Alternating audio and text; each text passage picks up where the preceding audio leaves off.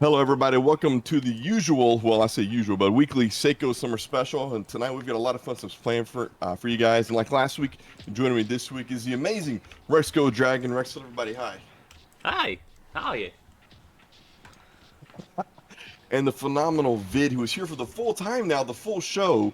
He had to drive back from work, left a little early to make it here, especially just for this, and to help us cast the game of the Dirty Dive Boys and Cosmic Flow later. Vid, how was your work day, friend? Oh, the workday was absolutely horrid, but now I am here, everything is better, and I get to ring out the Psycho Summer Special with our... Is this the last one?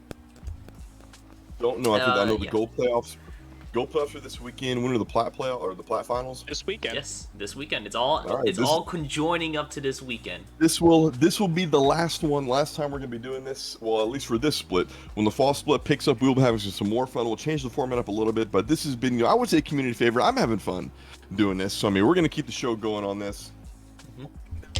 As we said, playoff time, and gold is shaping up to have a lot of fun things happen. Actually, I was gonna have the stats coming up here for this.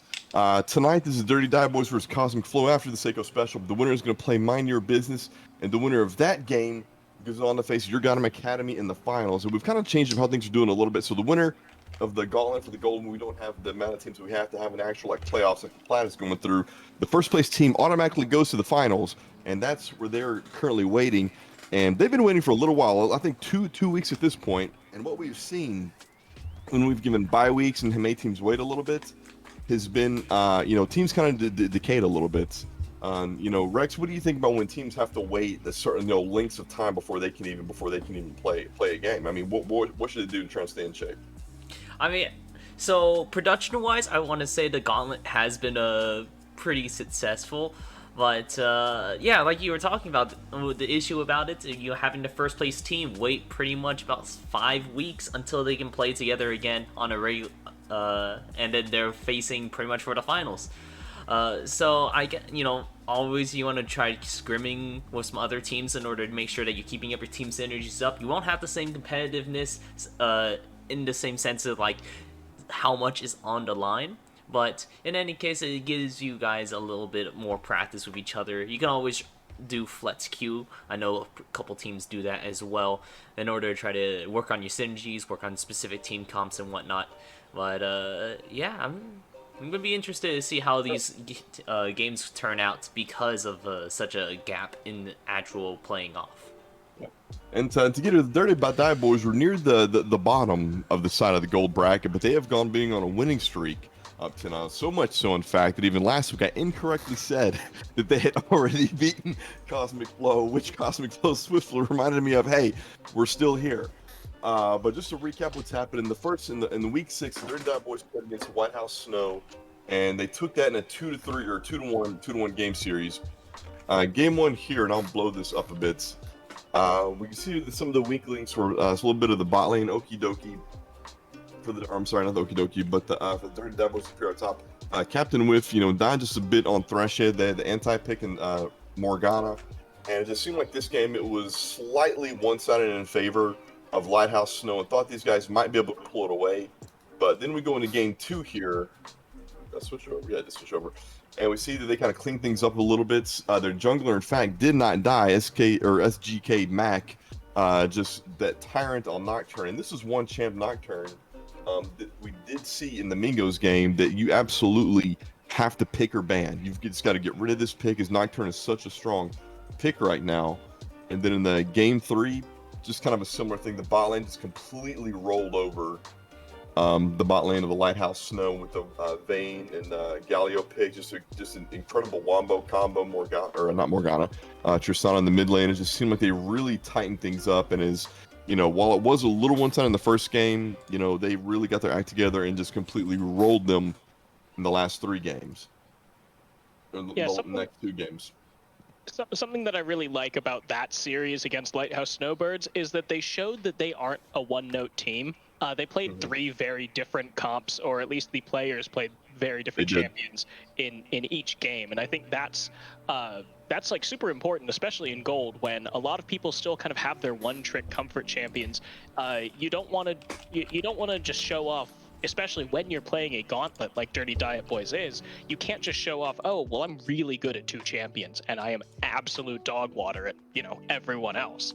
The fact that SGK Mac has been able to pick the meta junglers because A, they're just really strong right now, and B, because the rest of his team, it's much harder to ban them out. You're basically just banning what's good rather than banning any of their comfort picks. It's really good to see the Dirty Diet Boys is able to win playing different champions across the map. That is true. And in the next game, or the next series they play next is Last Minute Goons. We kind of see that, they did take the series 2-0, but you see here again, SGK Mac on the Nocturne in the bottom lane, just completely just a dominant performance, and Plethora, which means a lot. Just not able to perform as well on Diana as he possibly could have.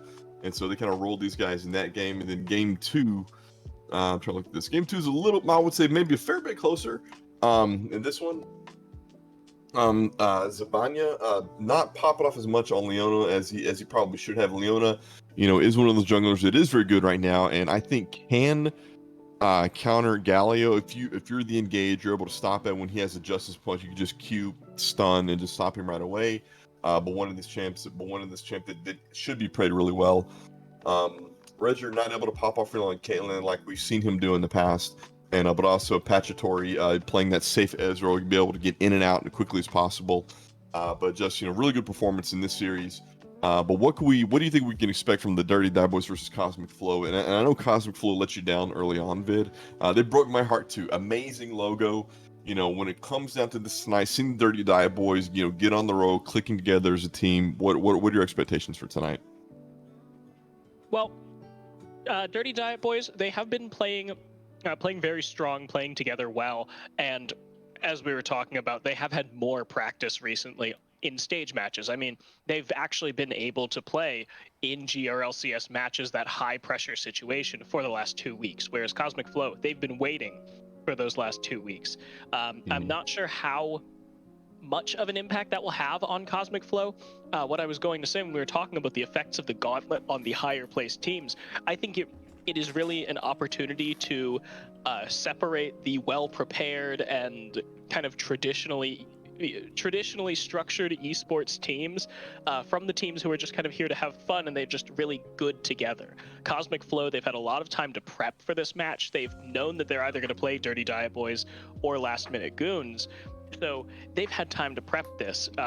To a greater extent, Mind Your Business in Arcanum Academy, it's just which team, it is the prep opportunity going to be able to outperform just the consistency of being able to play together. I think that Cosmic Flow is going to take this. Obviously, their bot laner is a very attractive, sexy, strong kind of man who just knows what side his bread is buttered on. Dirty Diet Boys, they're no slouch. They've been playing really well together. They've had some interesting picks, and Pachatory, he has been having a great effect on that Ezreal. But Cosmic Flow, I don't know, man. There's something about the man formerly known as B-Pots that just gets my motor running. Yeah, and they're going to be playing Cosmic Flow is actually be subbing in Beanie instead of Cosmic Flow Oath. So that is one change that will be happening tonight. We'll be interested to take a look at that and see how that's going to shake out for them. Moving on to Plat, Random Kings versus GSM. Random Kings takes out GSM in 2-0. Area Crown Control takes out Lamppost. Lamppost, you're breaking my heart, man. You had such a great game last week. You guys didn't breaking my heart on that. We had cast that. Random Kings versus GSM, formerly Gold. This game, some pretty spicy games. Pretty relatively even. The first game was very, very close. We'll pull this up. 28-27 in kills. Just about every tower taken down on both sides. Some very high pressure stuff. I think this is Dragon taken down. Both teams got a Baron. Just great tremendous gameplay on both sides. Silver Spade and a Naked Beekeeper just doing phenomenal in the bottom lane, but just do it to bad comp, just able to kind of weather the storm. But it looked like Rage on the Vel'Koz just a little bit too much for him. That true damage Vel'Koz has is just stupid. It is just stupid good. But not really a lot to think that GSM was able to do here other than just do their best. Then the next game that happened, a Naked Beekeeper gets on the Ezra, a little bit safer pick for him. Silver Spade goes back on the Leona, and the bottom lane again, for just do it. And sorry, Jackal's Lamp popping up on set, which I didn't know Jack knew how to play jungle. So I learned something new about Jack tonight. Just to play a He little has bit more of TP. He's the top laner. that. Oh wait a minute, why am I? Okay, I'm old. Shut up, Vid. Top lane. Never mind. He plays top lane. On the Diana and Yeetloaf holding his own. This would have been a great game to watch. Those that were here, but Rex, you kind of surprised at the outcome of this game or this match? Somewhat. I mean, for game one, I do like how Naked Beekeeper was pretty much the primary source of keeping GSM in this game here. These are a lot of players that are previously from GSM Gold moving up to Plat, still keeping the name though. And they've been doing pretty well so far. Unfortunately, not making it out against these guys here. So it's unfortunate to see. I'm fan of them, but in any case, GSM is going to be losing out there, especially with the change to the Ezreal pick. I feel like a nice ADC, but isn't sort of the hyper carry that you expect to see if you're trying to go for a lead. Maybe they were aiming for trying to get a lead with Ezreal and they just couldn't do it, while Just Do It was able to pick up one for themselves as the Jinx, and on the other side of the map we just have Jackalope Lantern and Hestega dominating the top half. Yeah, they just did it, I guess you could say. So the Junior Esports Exiles and Ice Cold Beverages are playing tonight at 9 p.m. and that is going to be on the Get Rec 2 channel, popping up. And then the MG Dome versus Glacial Mingos will be playing in the quarterfinals this Friday. And the winner of these teams that are playing will be going into the finals this weekend. And should be pretty fun. Should be pretty fun matchup. Who are you guys anticipating? Seiko. Hello. Yeah. What comes after quarterfinals? The semifinals. Yes, you said they were playing in the finals. I mean, the finals is semifinals. I said semifinals and then the finals. I said semifinals and then the finals this weekend. So who are you guys anticipating being in the final for the semifinals? Vid, if you didn't know that, because there's 4 teams who are going to be in the semifinals, and then who do you anticipate from that and making it to the finals? Well, I'm actually really interested in MG Domed and Glacial Mingos are playing. I think they're 2 of the stronger teams here in this bracket, and I would actually not be surprised if in a different world these 2 ended up in the finals against each other. I think that one comes down to, do the Glacial Mingos do the same shit that they always do? Do they absolutely hard stomp game 1 and then troll the second game? Or, the other way around and just get themselves into reverse sweep position where they just throw game 1 to give a false sense of security and then come back. If they shape it up for quarterfinals here and then going into semis and finals on the weekend, I think they have a very good chance of just coming in here, absolutely smacking them down 2-0, 2-1 at the worst. But if they mess around, they might find out. So I'm still going to give it to the Mingos. All right, what about the Journey Esports versus ICB? Rex, you picking there? I actually haven't seen too much of the Degenerate Exile Esports it's Esports Exiles and in Ice Cold Beverages. I haven't seen too much about them so far. What Too Pretty, he has been following that team quite a bit. Actually, he's a friends of theirs, and he's been casting a bunch of their games. So if you want some good insider knowledge about what you can expect from that team, I would suggest going over to Agent A2's channel and checking out that game whenever it does happen tonight. But honestly, for me, it's just going to be a toss-up because I haven't seen too much out of these teams. But I mean, I'm assuming that Ice Cold Beverages has been doing pretty well so far. Just been hearing good things, at least from What Too Pretty. Yep.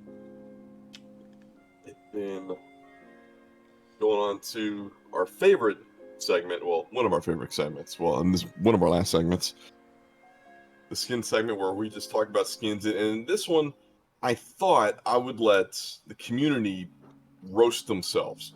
Instead of me picking something, I literally was going to put up where each skin goes, where they said it goes, and then we will let them let their own comments kind of stand. And I've got that pulled up here So good luck. So good luck to those that are here. On here in the good ones, we've got some from Dirty Die Boys Patch Tour. He says Inferno Virus with the white chroma, and I quote: "The visuals and effects really make it feel like your cues have weight behind them that make them pack a punch." Okay, fair enough. So he thinks that the animations and everything really adds more damage to that. I mean, that's, if it makes it feel like it. I mean, hey, why not? It's not a bad looking skin. Then SSG Ezra, very smooth skin. Animations feel like natural movements with the character, and the sounds are almost relaxing. I don't know how you could be relaxed and play League at the same time. To me, I just think you're insane if you play League just to unwind at the end of a day. You're a psychopath. Dogmar calls Ruin Pantheon the best skin in the game. That's this one here. We'll blow this one up so you can see that. And it's not bad. I wouldn't call it probably the best skin in the game, but then he calls Ruin Karma the second best skin in the game. And then he says all of the IG World skins are great. Phenomenal. He loves all of these. And Vid, what do you think about all of the IG World skins being the best skins in the game? It's a very bold claim. I'll give him that. He definitely stuck his neck out there with that claim. I mean, I guess I could see how if he thinks likes any of these IG World skins, that he thinks that all of them are the same caliber because they all look the same. What? Like, what's the point of having a World's Winner skin line when they all look like the same exact skin? Yep, it's something for sure. Which is funny because who is on here? Cflow Bpot says that IG Kaisa is a great looking skin. Then of course from the coach of the Mingos, they've got Deepwater Nami, which I've got mixed feelings on. It just depends. It's more the ult for me, that big fish that comes along with it. Then of course the Mingos are all on the fan of the Vancouver Amumu, which is a fun skin. But that also kind of falls like this is from the same line of skin I found out doing more research on this, so what's known as the Patriot Anivia skin or the Pride Anivia skin. It's got that America kind of feel to it, and this is one that I think Miko Clark picked. This is kind of favorite skin that he likes. And then what do we got here? Also from Bpots, Cosmic Charger, Hecarim, God King Garion, Darkstar, Oriana, and Pulsefire Thresh. Or the other ones that he had, the Beeflo Pasta picked there. And some of these I agree with. Darkstar Oriana is the one that has been on both sides of the great skin versus bad skin, and I just kind of go, is it really though? I don't think it is. Pulsar Thresh is kind of fun. Do you guys agree, disagree with what's been said with all these skins so far? No, I'm pretty much in agreement with a lot of these skins. Maybe not so much about Vancouver and Mumu, but I do agree. I do kind of like it. You shut your dirty mouth! Don't you dare trash talk my boy. I'm not trash. Okay, I apologize. I retract my previous statement. These are all amazing skins here. Absolutely. But yeah, the patriotic Anivia and the Vancouver Mumu skins are part of, I believe they were the Olympic sort of themed skin lines, where where each champion is representing like a sort of a country. Yes. Also in that skin line is Whistler Village Twitch and Union Jack Fiddlesticks, among a couple others.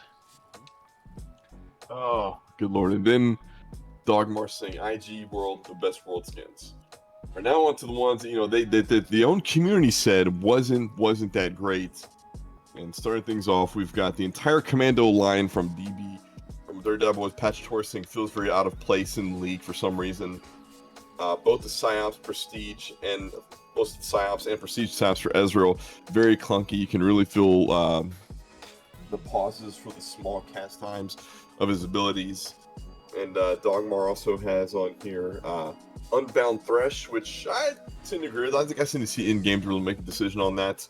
And then Mingo Kochki says Spirit Blossom Thresh is a skin that he doesn't like as well. And Commando Light skin, I could see that. The Ezreal skin belongs in here. I'm not really an ADC main, can't speak for it. Spirit Blossom Thresh, I think, is starting to grow on me the more I play it. Unbound Thresh. Honestly, to me, this looks just like regular Thresh, but with the Spirit Blossom face is kind of copy-pasted on top of it. What do you guys? What's your take on these? Well, I'm going to say at the very least, I agree with the Commando skin line because I have the Commando skin line and I hate them. I used them because they were cheap skins, and I was just like, you know what? Yeah, sure, I'll wear them. And then I disagree with the Pulsar or the Psyops Ezreal just because I love the sound effect of the Q on it. It's just super. It sounds super hard hitting. I'm a big fan of sound effects when it comes to skin lines, and I love Psyops Ezreal. I can see how they're talking about it makes you feel clunkier, but that's I feel like that's also part of the appeal. Even though it's futuristic, it doesn't necessarily have to be smooth futuristic. It can be a little bit more clunky. It's different technology sort of thing.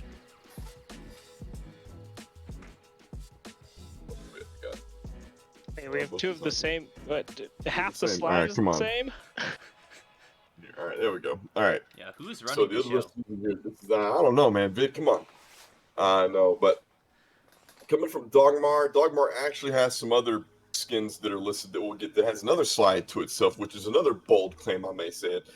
But Seaflow adding also in here, Marble Malphite, which we've seen before, Blackbolt Udyr, we've seen before, White Mage, Vigar, Bandit, Sivir, and I Blitzcrank. I think these are other ones that are, interesting. Some of these interesting. Udyr is actually getting a rework, and hopefully a little bit of a facelift coming up soon. So I'm hoping that they'll be able to, beef up and enhance some of these. And with that, I would really like to get some better artwork for Marble Malphite because I kind of like the look of it in game. I just think the splash art needs to be redone. Vid, what do you think about the rework coming up for Udyr? Looking forward to it. I saw some of that concept art that they released in the one champion roadmap that they had, and I loved some of those concepts that they did.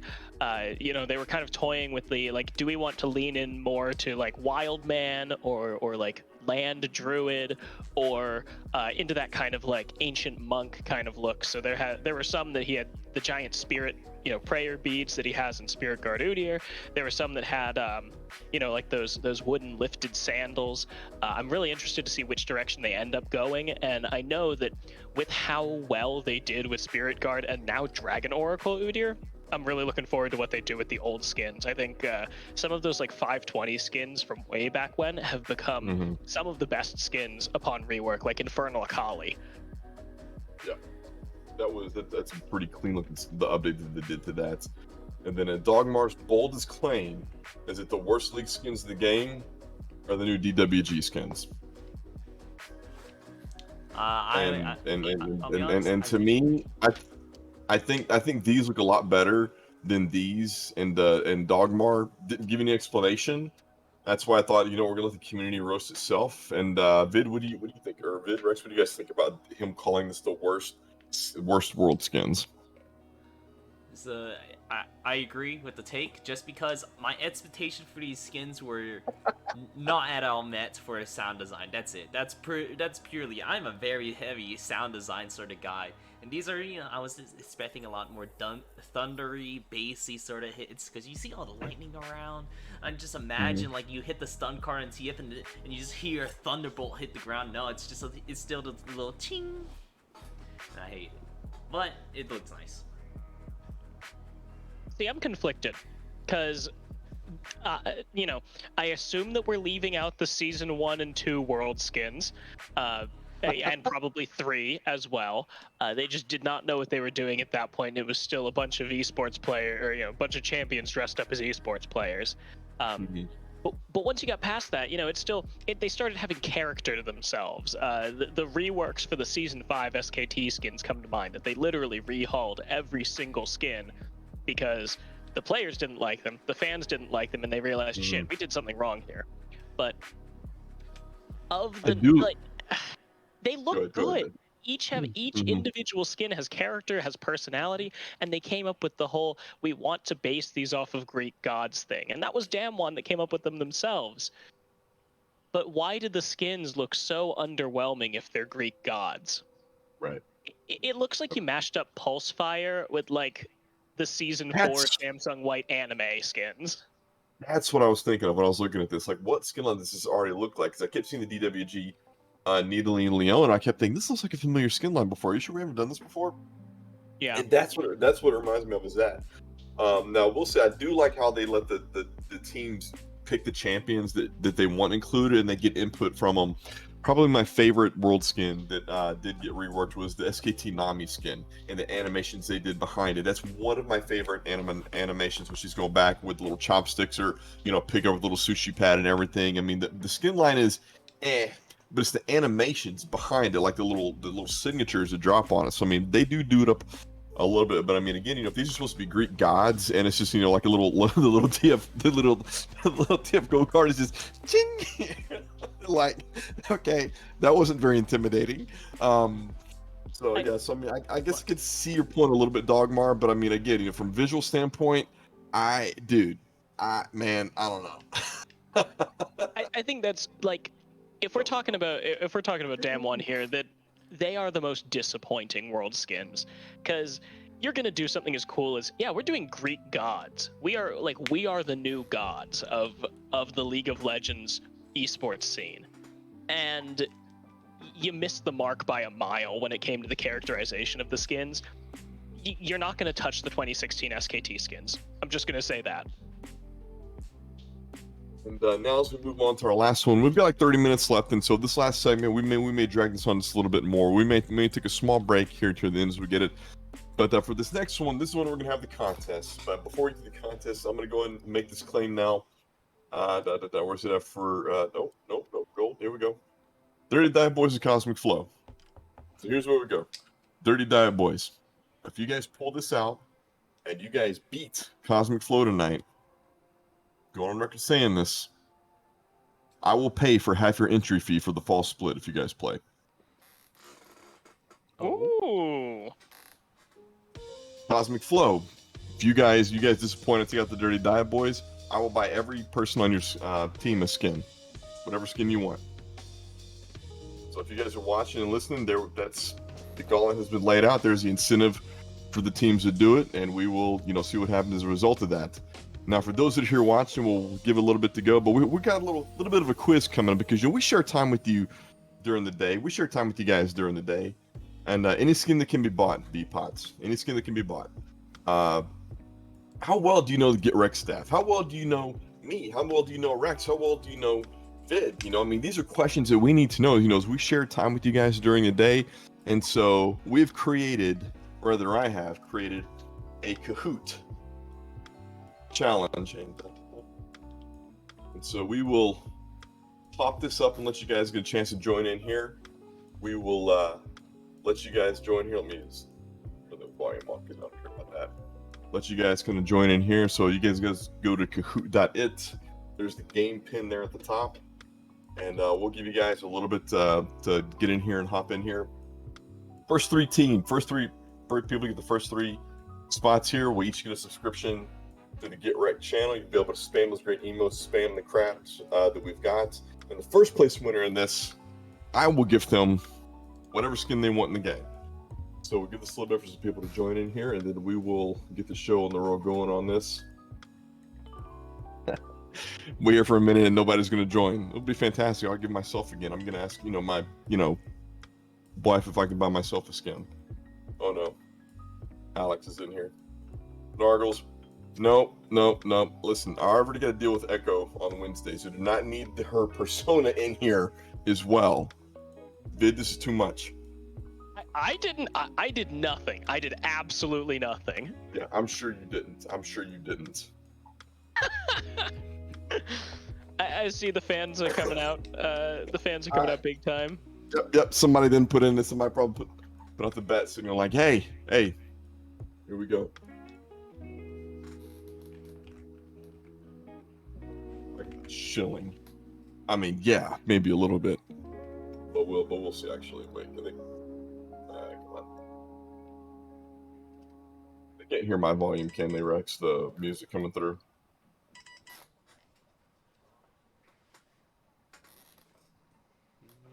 I don't hear anything. Let me turn it. Are you still sharing your screen? I am. So change your what you're sharing into from full screen to specifically this window, and that should turn on the music.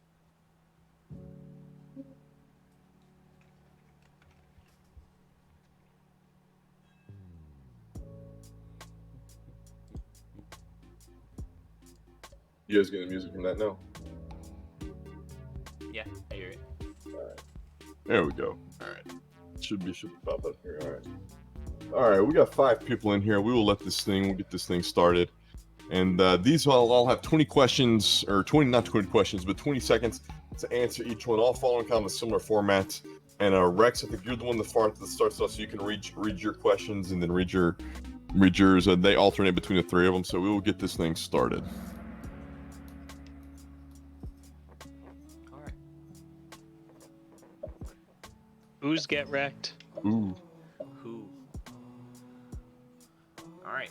Right. Where did I grow up in? Did I grow up in Hong Kong, China, Jonesboro, Arkansas, a constant state of fear, or Lawton, Oklahoma?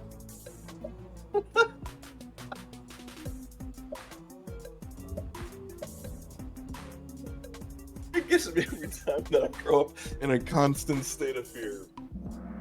All right, the answer was Lawton, Oklahoma, and everybody. So we are gonna 4-way tie. 4 of the 5 at least. 4 of the 5 at least. All right, Bid, I believe you're up next. Oh boy. Go ahead, so I gotta ask Rex, why did you add a constant state of fear? Oh, I thought it was funny. Okay, I was like, I was gonna do a song lyric, but I couldn't find one that was popular enough that started with "I grew up in." So I was just like, constant. Honestly, It wasn't a constant state of fear. It was just pretty damn close. I mean, close to it, yeah. All right. Ooh, H&E2 missing out. They'll probably just join to help us feel better, but we'll see. He just wanted that gift sub, man. Yep. Well, where did I grow up in? Was it Texas, New York, Pennsylvania, or Oklahoma?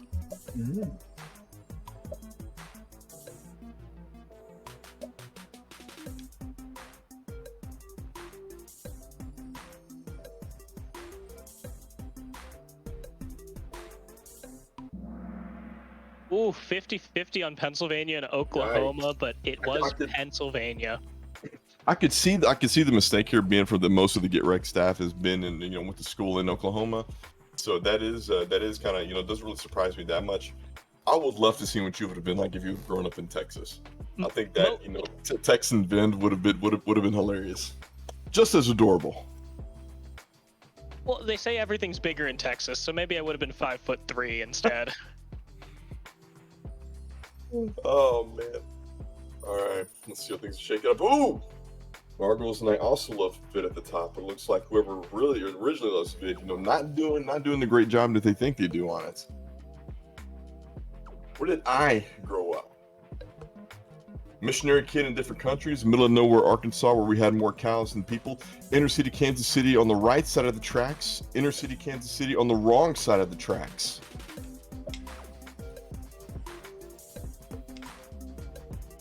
I think I'm the only one that did not grow up in Oklahoma around here or go there. Oof. Though I am from Kansas City. Literally, my hometown, Fountain Hill, Arkansas, is like 120 people. We have like 600 cows. I can't believe they don't think that you're a wrong side of the tracks kind of guy. They all think the better of me. Though I'm like, wow, yeah. Ooh! Wait. Nargles, I think, gets insider information on this. But Well, that's fine. I don't care. I didn't tell her anything. It just so happens that she knew me before I moved to Oklahoma. Right. All right. The dumbest thing I did as a kid, for legal reasons, this is a joke. Did I shoot fireworks with my cousins at each other, set my house on fire, had 3 separate treadmill foot injuries, or got into 3 car accidents within the 6 months of getting my license? Now, my brother got into 3 car accidents within the first 6 months of getting his All right. license. So Ooh, shot fireworks with my cousin at each other. So now, have Rex, a you've got to do some explaining here. All right. So 4th of July for about 3 years now, we've been going out to a middle of a open field with a bunch of Roman candles, a couple actual, and this recent one we actually did bring out some of the bigger ones. We take some makeshift shields that we make ourselves, and then we go out and start shooting at each other. We'll get some incense taped to our shields, then we can light the Roman candles, and we just have a bunch of them and just start shooting at each other. We don't know why. We just decided it's like, hey, instead of just going out to a field and start shooting fireworks into the air, why don't we just shoot at each other? And then with the big ones, we also tried it, but we got a bigger shield and then let the person just stand still and one person aim it at them. It was a terrible idea, but it worked out fine. Now this one got into 3 axes within the first 6 months of getting my license. There's a grain of truth to this. So what's the full story here? Oh, they're all slightly true, actually. So the treadmill thing, it was actually 2 foot injuries, 1 hand injury. I put my hand underneath a treadmill and it ripped it off. Ripped some skin off on the top layer. Let's see. And then the other 2 was toe injuries. 1 landed on my toe, and the other one it like scraped off my toenail. Very gross. Very gross. Let's see. 3 car accidents. It was actually 4 car accidents, but one of them I wasn't in my car. It was just parked in the parking lot. My God, I've done that. And then set my house on fire. It wasn't me. It was actually my sister. It was my sister part. We shouldn't be in there, but it was actually my sister that set up on the fire. She was making French fries. Oh my God. Right. I do have to say, like, you're saying that the dumbest thing you did as a kid was Roman candle shield catching. I still play Roman candle wiffle ball on 4th of July. That's a regular tradition. God, we get drunk, take Roman candles, and a wiffle ball bat. We're upgrading to bigger fireworks now. All right. Now, what was the dumb things Vid has done? And Erica, I expected the right answer from you, knowing Vid as you have. Hey, Sean got that right. Sean catching up. All right, so the dumbest thing I did as a kid, for legal reasons, this is a joke. I lit a firework and tipped it over toward me when I ran away.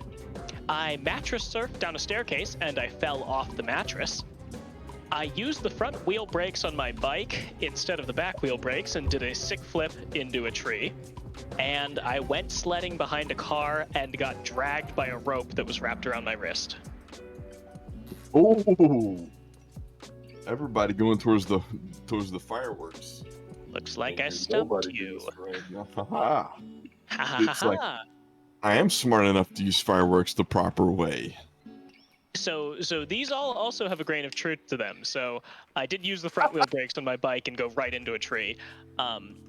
But my uncle was the one who lit a firework and tipped it over toward me when he ran away. The mattress surfing down a staircase was actually laundry basket surfing. I did fall out of the laundry basket. And I used to go sledding, dragged behind a car, intentionally. My mother would drive her Suburban, and I would wrap a rope around the trailer hitch and hang on, and then she would try and spin out in the middle of the road and fling me. My God, we really were different animals with the kids that are growing up today. I say that raising 2 kids of my own, just as being as soft as I'm making fun of. And B Punch, you're wondering about me? Well, I'm next, sir. And nobody getting that right. Dumbest thing I did as a kid, for legal reasons, this is a joke. Cut my wrist making a stick with a knife and get 15 stitches. Ate raw catfish right from the lake to impress a girl. Slapped a bull on the rear end as a dare and fell face down in front of him. Threw a bottle rocket at my friend and locked the car doors while I was in the car.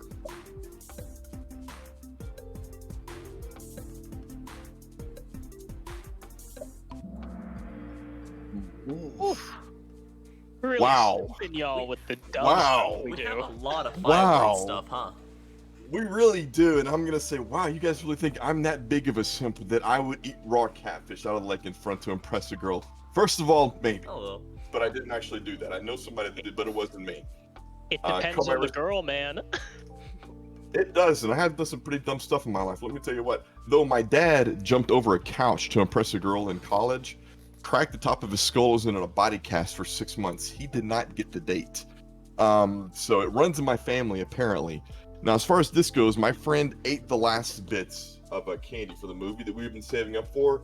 And so we had some leftover 4th of July fireworks, and I threw not one, oh no, I did throw 1 bottle rocket at the back of him and locked the car door, not realizing, hey, I'm still in here too. And we literally threw it back and forth like hot potato until it blew up in his hand. Both of us college educated, by the way. Well, I'm a college educated He joined the Navy not knowing that you had to swim, and he dog paddled his PT test because he doesn't know how to swim. They accepted him, by the way. America's military, ladies and gentlemen, the brave men and women who defend our home. I'll be honest, I didn't realize when you said threw a bottle rocket at my friend and locked the door while in the car. I didn't realize you meant you were still in the car too. Oh yes, I'm an idiot. And now for the last little random fact, or go ahead. You'd just be giving him too much credit. Exactly. Actually, we did it another time when he was going to shoot a bottle rocket out of the car using a PVC pipe because he wanted to shoot it over his girlfriend's house. But when he did, it fell out of the back of it into the car. Myself, that friend, and then another friend who joined the military who flies drones, and then my brother who graduated with a computer science degree. Again, very, relatively smart guys, didn't get out of the unlocked car. We just passed it around again until it blew up. This happened not once, but twice. So, now then, but moving up on that one, we're really getting with this. Rex, one fandom racked about him. Yeah, one fandom racked. Yeah, one random racked. racked. So, Vietnamese is my second language, but I forgot it, so Spanish is my third. I learned English first, and then Vietnamese, and then Spanish would be the order. I've been shoutcasting for about 2 years now, and I'm somehow in this position. I was the sole drum major over at my high school's marching band, or I competed in the Vets Robotics Awards competition, and it was that one.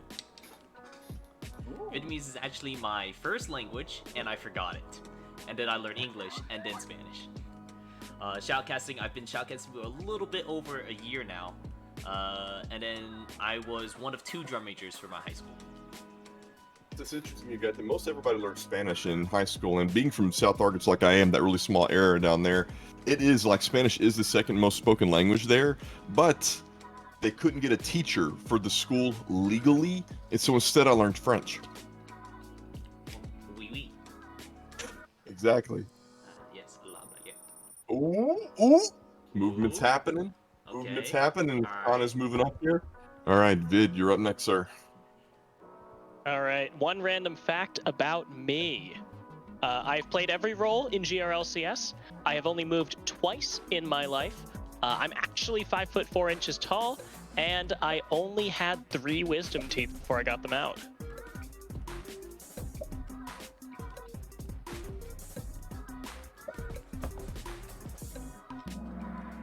Ooh. You people, yeah. I have played every role in GRLCS. Famously, got solo killed by a bronze player when I played top. Ouch. Are you sure it wasn't Nathan Lanier?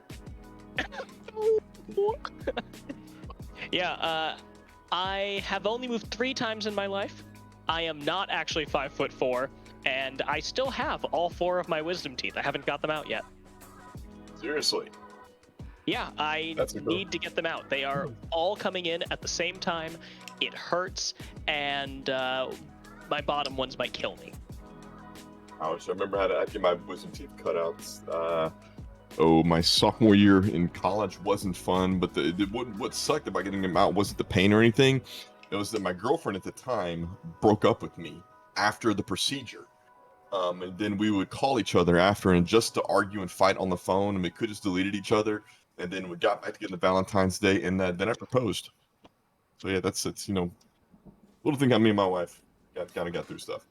Now for me, the second one, missing steps in there. There are. Sorry, and for she said yes after that? She did. Though I didn't propose so my buddy that flew the drones, the way his wife, he proposed to his wife, like I put this nice binder together, 365 reasons why I love you. We've been dating a little over a year at that point, so I picked one reason for every different day. And it was very nice and romantic, I thought.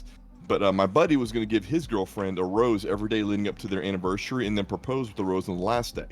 Well, they came back from camp and started, arguing, and she threw a shirt at him that she had taken to camp. Go, here, I guess you don't want this either. And he threw the ring at her and goes, I guess you don't want that either. And that's how he proposed. That's love. That is. You definitely did. You definitely did it better than he did. I'll give you that much. They're still together, but he's telling me this, and I'm like, so. I mean, did she say yes? Oh yeah, and I want you to be my best man. And I'm like, are you sure? And so I'm like, just making sure here. And and wondering the fact about me. And I will say, coming up in here, there are actually 2 answers in this one. There are 2 answers in this one. I'm the reason there's an empty box inspector at a grocery store in Arkansas. I shaved my head because Hanjaro said he did it when he was going bald. I was asked to leave the Chinese buffet because I kept eating all the crawfish, and I met my wife on Tinder. We all know that you didn't meet your wife on Tinder. You guys were married like 20 years before Tinder was even invented. Sorry. All right, so shaved my head because Hanjaro said he did it when he was going bald. That's actually true, because it was probably a little over 2 years ago now. He had mentioned it on stream, and I was kind of struggling with self-image or not. Every time I was going to get a haircut, it was just a little bit thinner and thinner, and so I saw he did it. I seen solar erected top only bald, and I'm like, you know what? Might as well do it. I did not know if I could grow a beard or not. That, I did that. I did that after. Then my wife said, well, are you going to grow your beard out? And I go, I don't know. She goes, what do you mean you don't know? I said, I don't know if I can grow a beard or not. And I've never seen more fear in her eyes than when I said that right then. Because if I couldn't grow the beard out, then I was going to have to grow my hair back out. And thankfully, the beard came in nicely. The reason there's an empty box inspector at a grocery store in Arkansas is also the reason because there's a blonde lady named Tiffany in Arkansas that's missing an eyebrow. So we used to have this incinerator at this grocery store in South Arkansas called Jade. And we would just take boxes, throw them in there. The management said, make sure the boxes are empty before we throw them in there, before we just, basically just incinerate them and light them on fire and let it all happen. And so I was just throwing them in there, not making sure. They go, Josh, are you checking? Yeah, I'm checking. Well, apparently I threw a box in there that had 2 bottles of hairspray in it. And so when it came time to go in there and check everything, Tiffany lifts up the furnace thing, and she was missing some eyebrows and part of her hair. And so after that, they said that somebody needs to check the boxes. So there was literally a job where somebody would have to shake the boxes to make sure there was nothing in them before they could burn them. And so I'm the reason for that OSHA violation. I'm so proud of you. Hey, I do what I can, huh? All right, now the drum roll for the winners for today.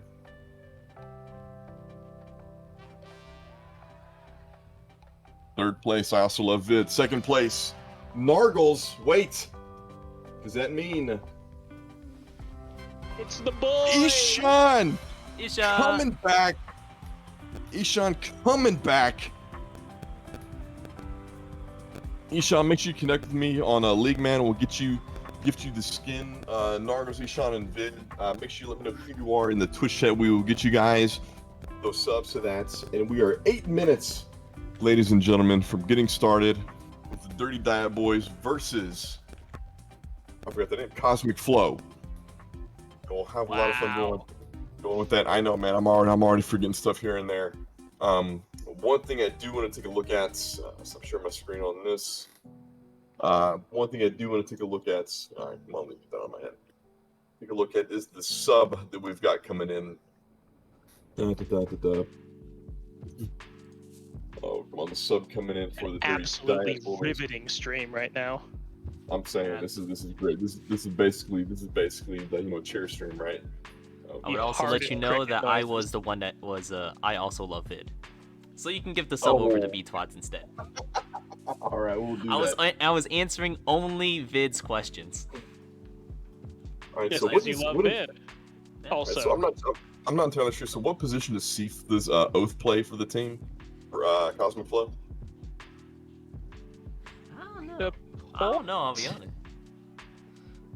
He's normally a support player.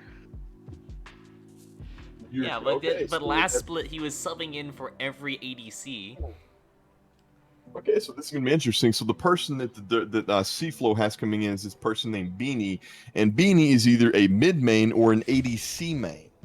So this means either that Beanie's gonna be going ADC and I Love Vid is gonna be going to play in support, or what? Because this is very interesting mix up that this support person that they're bringing in here, and I am utterly confused.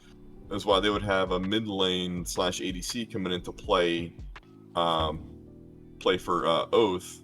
Go look at the past season, see if we can figure out here. All right, see 22. Nope. So mid lane, ooh, Yasuo. A lot of Yasuo in season. Ew. Like, why Hey, would you do Peapots. that? Yeah, why Yasuo? So, Well, congratulations on getting third place because I was in there just to answer all the big questions. And I don't need to I think sub. I think I came fourth actually. Yeah, I was third, but I don't need. Oh, yeah. I don't need the sub, so you can have it. Nice. Yeah. Well, what do you have to say for this upcoming game here? We have in about 5 minutes. I guess we're not going to take a little bit of break. I also hope they are going to invite me, but I'm sure someone will.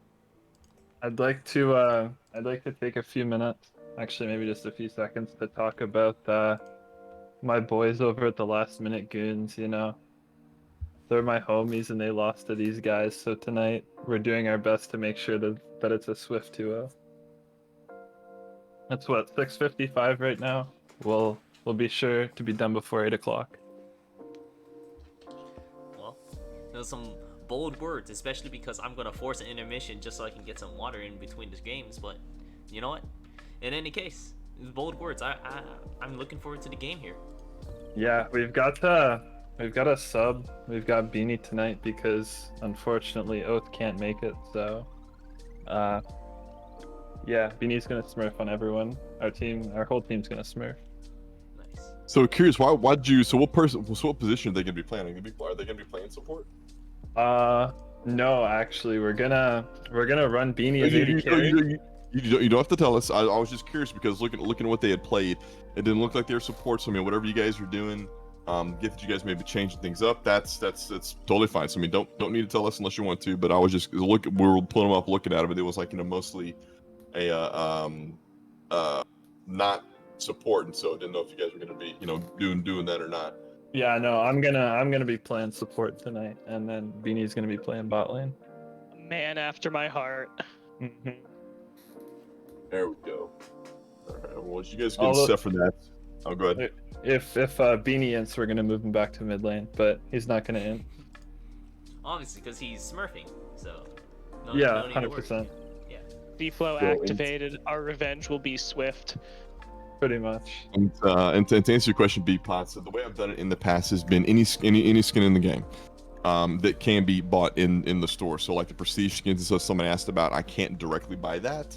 So whatever skin you guys want, if you guys are able to pull it out, that's just have your team add me. It'll take I think a day. We have to be friends for a day or two before we can do that. But we will settle up, get it taken care of. He just And, wants a bigger friends list, man. Mm-hmm. Also, in the case that DDB does win tonight, I will reference their post in gold chat again. Good luck, Gentleman have and a fun, scholar. DDB. There's a lot on the line, I gotta say. It'll be it'll be fun. And one thing I will say about this is that it's been this split has been fun. The summer splash is always a lot of fun. But this one in particular, in comparison to others in the past, I think there's been a little bit more camaraderie. I don't know if it's not having Diamond. We love you, Diamond, but it's just been I think there's been a lot more fun. There's been a little bit less tension, I would say, between some of the teams. A lot more memeing going on. So really looking forward to wrapping this up, and then the fall split. When things get a little bit more, I guess I want to say serious. We'll see how the fall split is shaping up.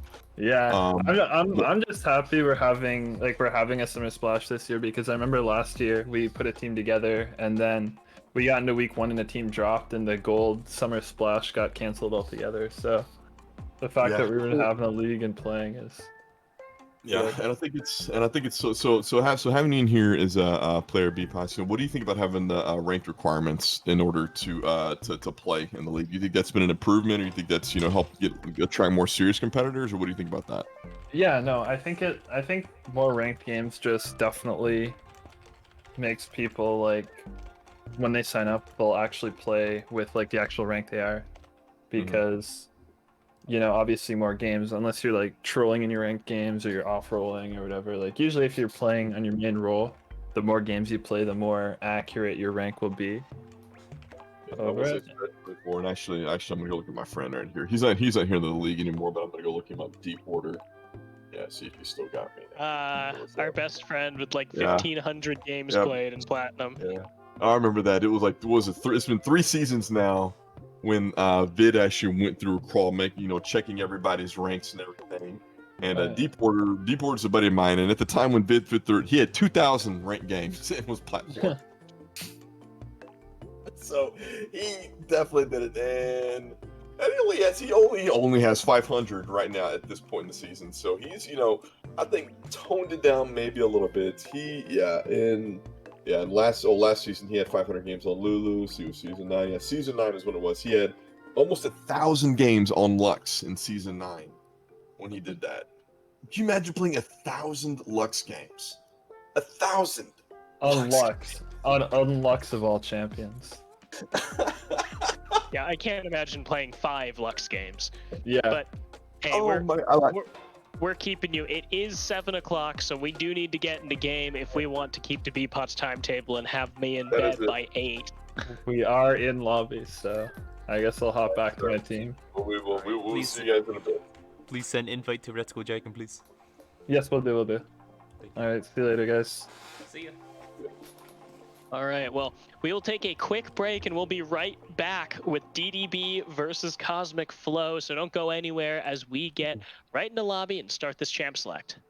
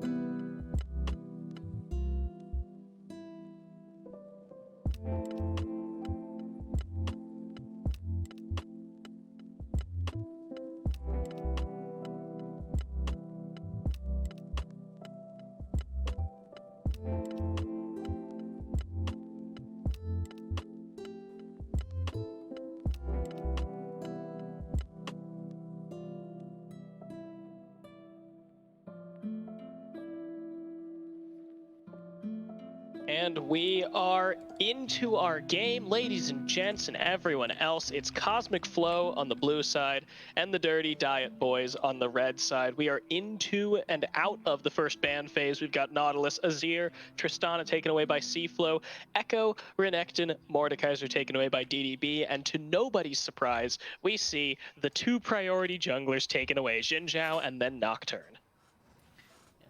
Looks like Pachtori is also going to be picking up his patented Ezreal that we've seen him do pretty well on in the past few games. So I'm going to be excited to see that as well and see what response that we might see coming out from Seaflow. Yeah, the Ezreal allowing that one through, definitely a bold move by Cosmic Flow. DDB, Pachtori has been just so good on it. It's one of the safest ADCs, and actually I think he's sporting a 28% pick rate right now. 1 in every 3 games almost has an Ezreal in it. Combine that with 16% ban rate, and my man is in nearly half of games in Champ Select. But Irelia will be picked up here, likely for Ishan, and now Beanie will be locking the Vayne. Well, I like the Irelia pick because we haven't seen the new Irelia, the little bit of mini rework that she received here, where she needs 1 less passive stack, but because of the passive stacks, you know, each one gives a little bit more. But she definitely does have the weaker early game, but way stronger in the later parts of the game. It'll be interesting to see how that all turns out here, and yeah. Now I'm torn because now I'm kind of torn on this because I just realized that Ishan's on Seaflow, and Ishan's a person who's been around the league for several splits now. Great guy, great competitor. So do we for DDB.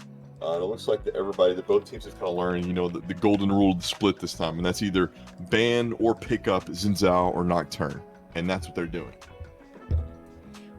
Yeah, But I'm really... Go ahead. Aside from the junglers picked here, I'm really interested that DDB picked up Malphite. You know, if I didn't know any better, I'd say they were lacking critical information. Because if you've been watching, our GRLCS for any amount of time, you will probably have watched Ishan, and you might know that he plays Irelia in the mid lane a lot of the time. This is most likely not going to be Peaklay's pick.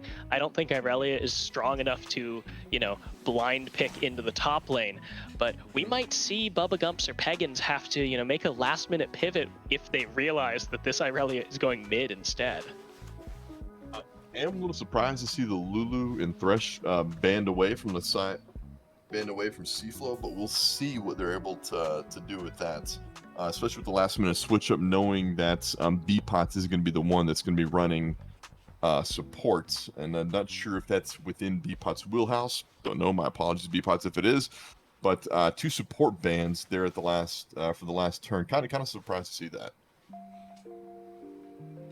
Well, I mean, when you're going into a Vayne here, especially picking up the Leona, banning away the Lulu does seem like a smart choice because it has a lot of appeal. Same with the Thresh, being able to cancel that Zenith Blade whenever they get on top of the Vayne is pretty important as well. So just getting rid of some counters right there. A lot of respect's given to their last few picks, since they do know that those are the last 2 that they need, and Alistar is going to be picked up to be the also another great source of a disengage if they want to do that, or Futz is into a engage as well.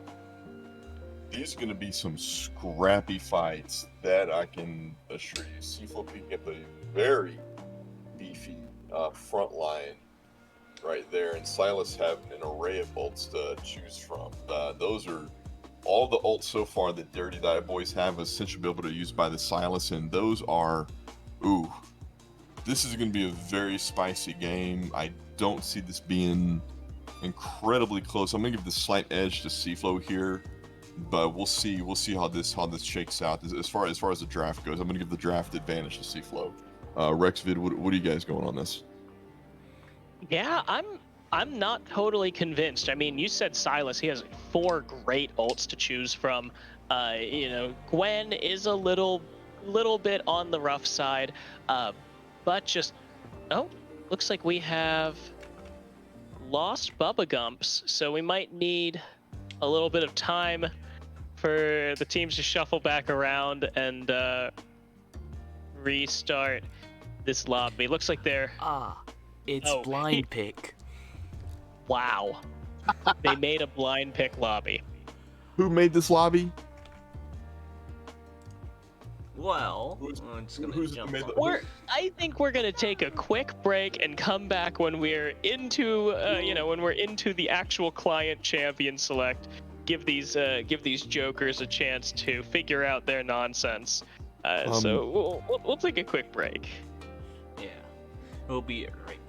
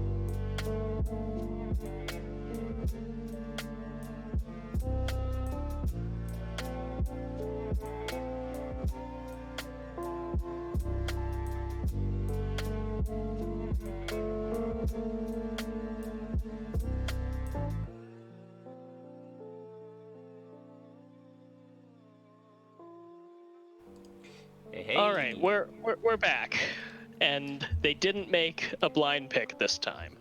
Yeah, Hey. don't worry. I have the client pulled up this time, so you guys can look at the timer as well instead of just the draft.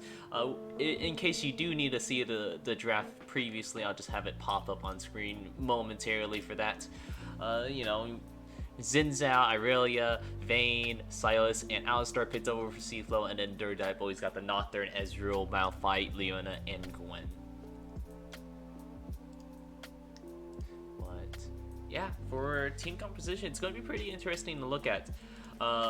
Like you said, I think Seaflow has a little bit of an advantage here. I like the Vayne plus. I like the Vayne going into a Malphite and Leona, but at the same time, for Dirty Boys, I like that they picked up Gwen here, knowing that it's either Irelia or Silas in the mid lane, where it's most likely probably Aishan with the Irelia in the mid lane.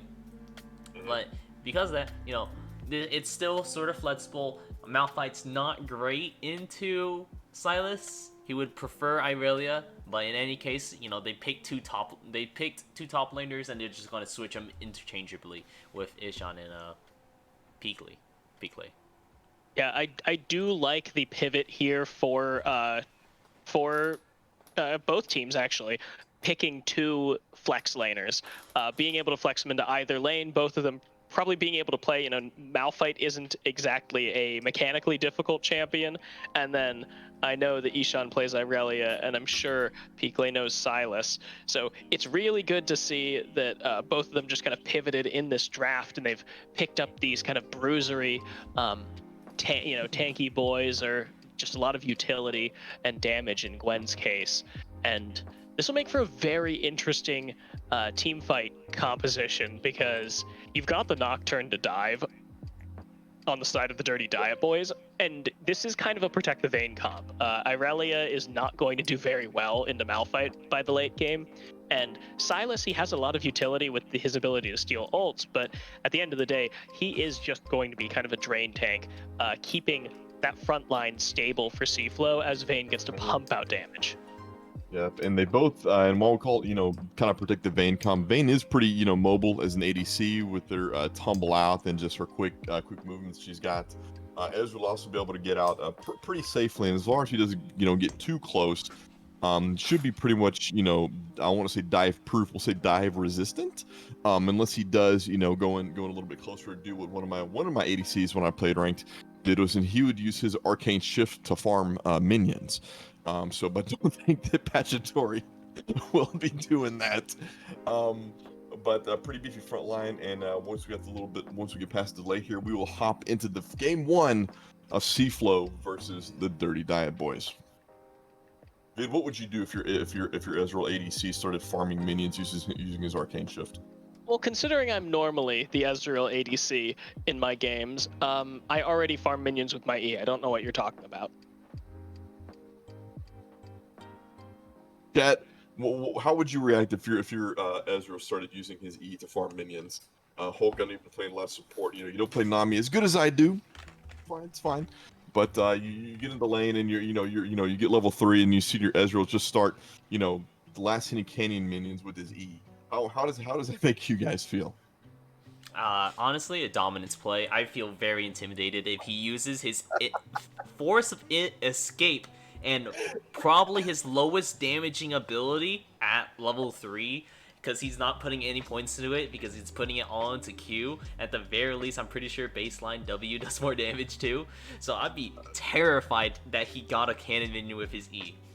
Especially how it doesn't target... I'm pretty sure it only targets champions. I don't think it targets minions.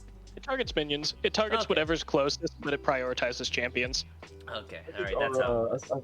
I think the enemy team support after a little while watched this, even put in all chat, and he goes, "Ez, you okay, buddy?" It's like you're supposed to be using it like that, and it just kind of became this meme thing. And the other team beat us for various reasons, but I mean that was one of the ones that even at the end of the game, everybody was like, "Dude, why are you doing that?" And he never answered. I don't know if he had a chat man or just trolling or what, but I mean just odd things that have happened as a result of that.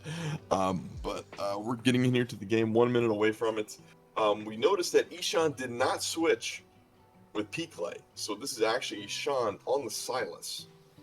Yeah, so, I am eating pro here. I hyped up Ishan's Irelia, but that's part of what I was so happy to see, that like the teams pivoted. I thought for sure it was going to be Ishan playing Irelia. Right. Obviously, Dirty Diet Boys grabbed the Malphite in return, and I think they intended for it maybe to go mid, but they held it for long enough that they were able to take that Gwen on the red 5 pick, right, and actually answer back to either of these. And I expect to see at least one of these two duos swap. Yeah, I thought we were going to see Ishan on Aurelia too, to be honest. I mean, I remember Ishan playing. He does play those, champs usually top mid lane. He does them very well. I thought he was going to pull, kind of like a TF Blade. TF Blade saying he's going to go mid to challenger, and he ended up playing Aurelia in Jack's mid lane. The champs that he plays, the best top lane, he just goes, I'm going to take those and play those in another lane. And it was just like, I remember him just getting flamed at that, going, what's going on? One interesting mid to challenge that is going on is Tyler 1, and that's been an interesting thing to see, as he was getting trolled relentlessly day 1, but that'll have to wait as we're jumping into the game here. Yeah, a little bit of a skin check we're gonna do as we load in. What do we got? Bada bing. Aurelia, bada frozen. Ooh, Prestige Leona, me like you. Yeah, the Prestige Leona, the big spender skin. Wow, that is a. Ooh, I've got a few Prestige skins. Pulsar Thresh is my favorite. I wish I would have gotten the Lulu one, but that one is the one I'm saving up for right there, because that is. Oh, I love that Prestige skin on Leona. Muka, Alistar, of course we've got that sitting in the vein. Of course, Beanie has the little frame for that. I am interested to see how Sentinel Vayne looks in game. I have not gotten a chance to see any of the new Sentinel skins, in game. So I'm looking forward to this one. Only So 2 level 7 champs here, and that's the Leona and the Aurelia up top. And it looks like the Alistars and Nocturne are the only ones that are locked. The other ones are either level 4. Silas, Malphite, Ezreal, and Vayne are all level 6. So very interesting to see what this is. All right, and we're in game in Rex Vid. I'll let you guys introduce C-Flow and the Dirty Dive Boys. Game 1. We are hopping into it, ladies and gentlemen. All right, Dad, you want to take it first?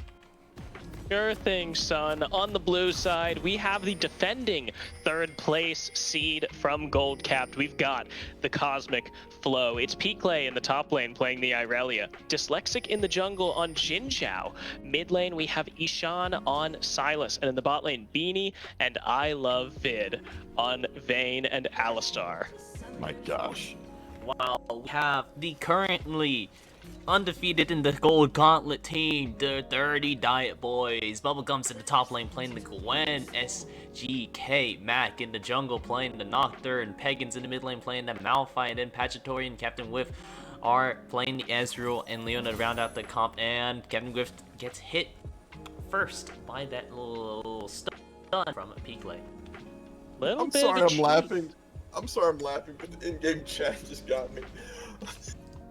Aurelia goes GLDN, and then Ezra goes, what's DN? And then Aurelia goes, D's nuts. So first blood has already been drawn. All yeah, right. I mean, the game's over. I mean, Peakley just ended Pachatory's life there with a sick D's nuts. And a little bit of respect shown here by DDB on the blue buff, just making sure that no one is trying for that counter invade against them. So no blood, just a little bit of damage, a little bit of mana spent by both sides. I do like the Oracle start from Leona. That means we can be able to keep the lane relatively clear of any vision and try and prevent any vision from C-Flow getting in the bot lane. It's kind of here and there kind of pick, but I mean, I guess that Dirty Dive Boys are going to be anticipating quite a bit of attention in the bot lane, especially with the sub ADC that they have coming in and kind of the swap that they've had to do. And just one thing to note as we start this laning phase off, Pagans and Bubblegumps have switched places here. So what I predicted has come to pass. We do see that Malphite going into the more, the more beneficial matchup for himself. Although Peakley is trading fairly good early, gets to break through that shield pretty quickly. So you're not a complete a little bit of engagement from the Leona going in. Yeah, and the flash committed by Beanie, the ignite as well by Captain Whiff, but that was really good timing of the level 2 there for the bot lane. Really nicely Peakley now engaging onto Pagans. Pagans may have to flash, the auto, the first blood solo kill by the Irelia, and he gets out, ladies and gentlemen.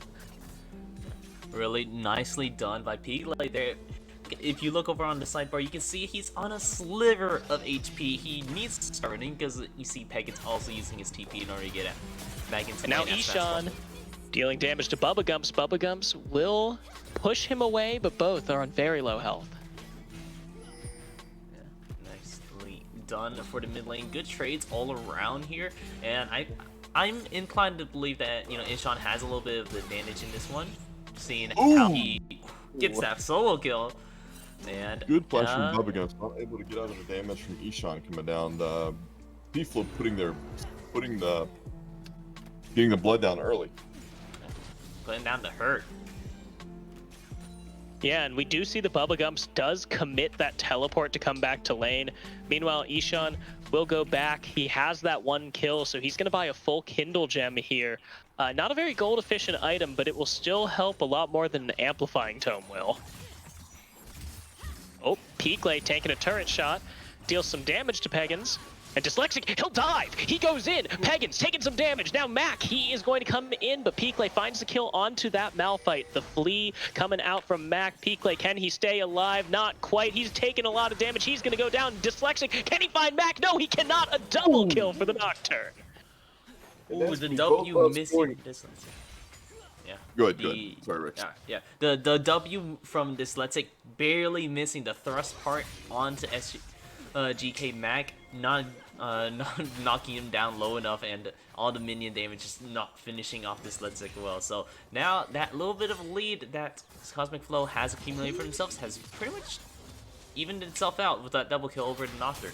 Maybe even stronger on their side now. Even out a little bit. I will say Captain Whiff using the Oracle in that spot right there. A little bit of an awkward use there. I don't know if Beanie and I Love Vid got to move up enough and able to put ward down. So that was an unused, Oracle sweep by Captain Whiff, but she got nothing from that, or he got nothing from that. Ooh, Dyslexic, the victim of a roam. Bubba Gumps is coming in. The flash by Captain Whiff to help secure that kill. Great job, evening it up 3-3. Take that back. Maybe Captain Whiff does know what he's doing. I'm just gonna sit here and just, bask in the glory that is DDB. Yeah, these Dirty Diet boys are doing a great job at just really, getting back into this, and now they're looking for other ways to keep up their lead as well. They saw it in the future, like this Let's is gonna start pathing bot side. You know what we're gonna do? Captain Whiff, go hide in Dragon Pit. We'll surprise him. He won't see it coming. Eakley now dealing damage and will find another kill onto Peggins. Yes. That's his third of the game already. Just absolutely disrespecting the Malphite and just going, okay, he's channeling his inner TF Blade and just diving him up top, not once, not twice, but 3 times now to put this Malphite behind.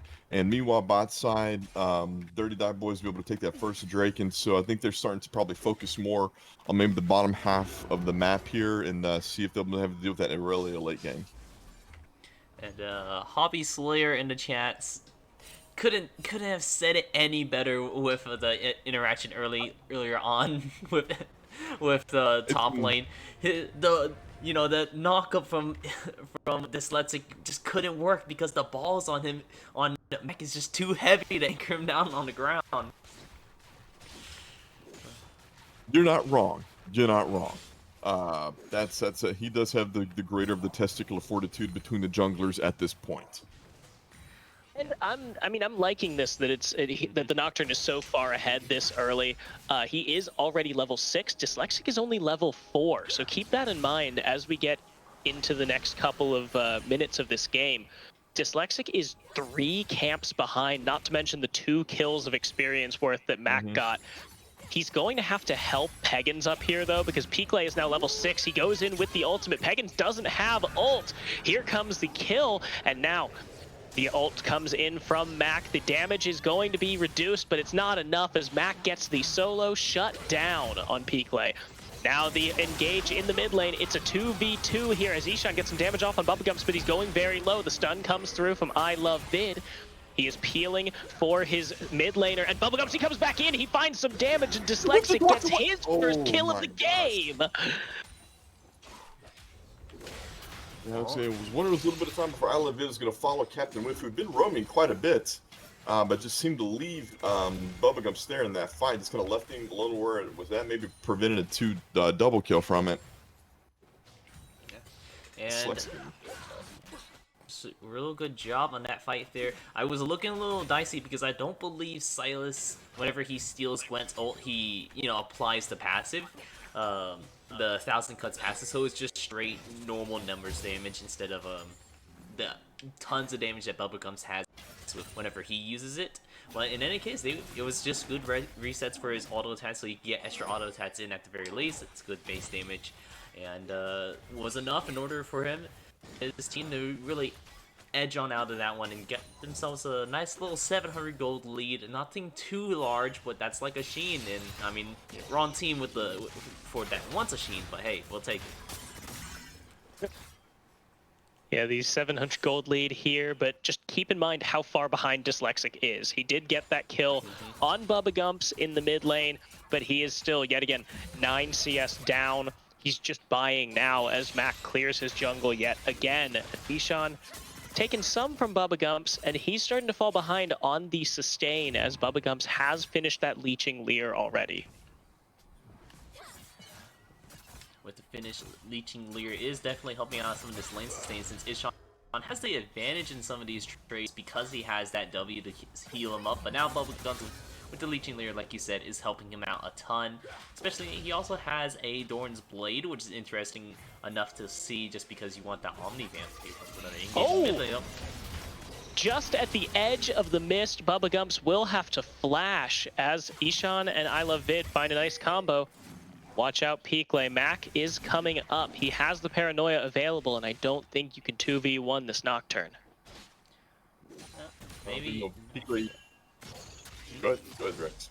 Oh, no, yeah, I was just going to say maybe just not yet, at the very least. What you were saying? I was saying that, yeah, up till a minute ago, Peakley is at 2 levels up on Pagans with Matt going up there. It looks like you're going to try and do something, at least mid lane. Ishan's got the flash away from there, so he's going to use, get Knight from Leona's going to be burned down, but Beanie's going to dive and get the kill on Pachatory. The hero play there from Beanie. Teleport comes in the bot lane, and Beanie is going to have to ult, using that final hour to try and get away from Bubba Gumps. Does he have the condemn to try and knock away? That's the stun. Some damage coming through. Beanie, will he live? The auto to get it! The Vayne with her second kill.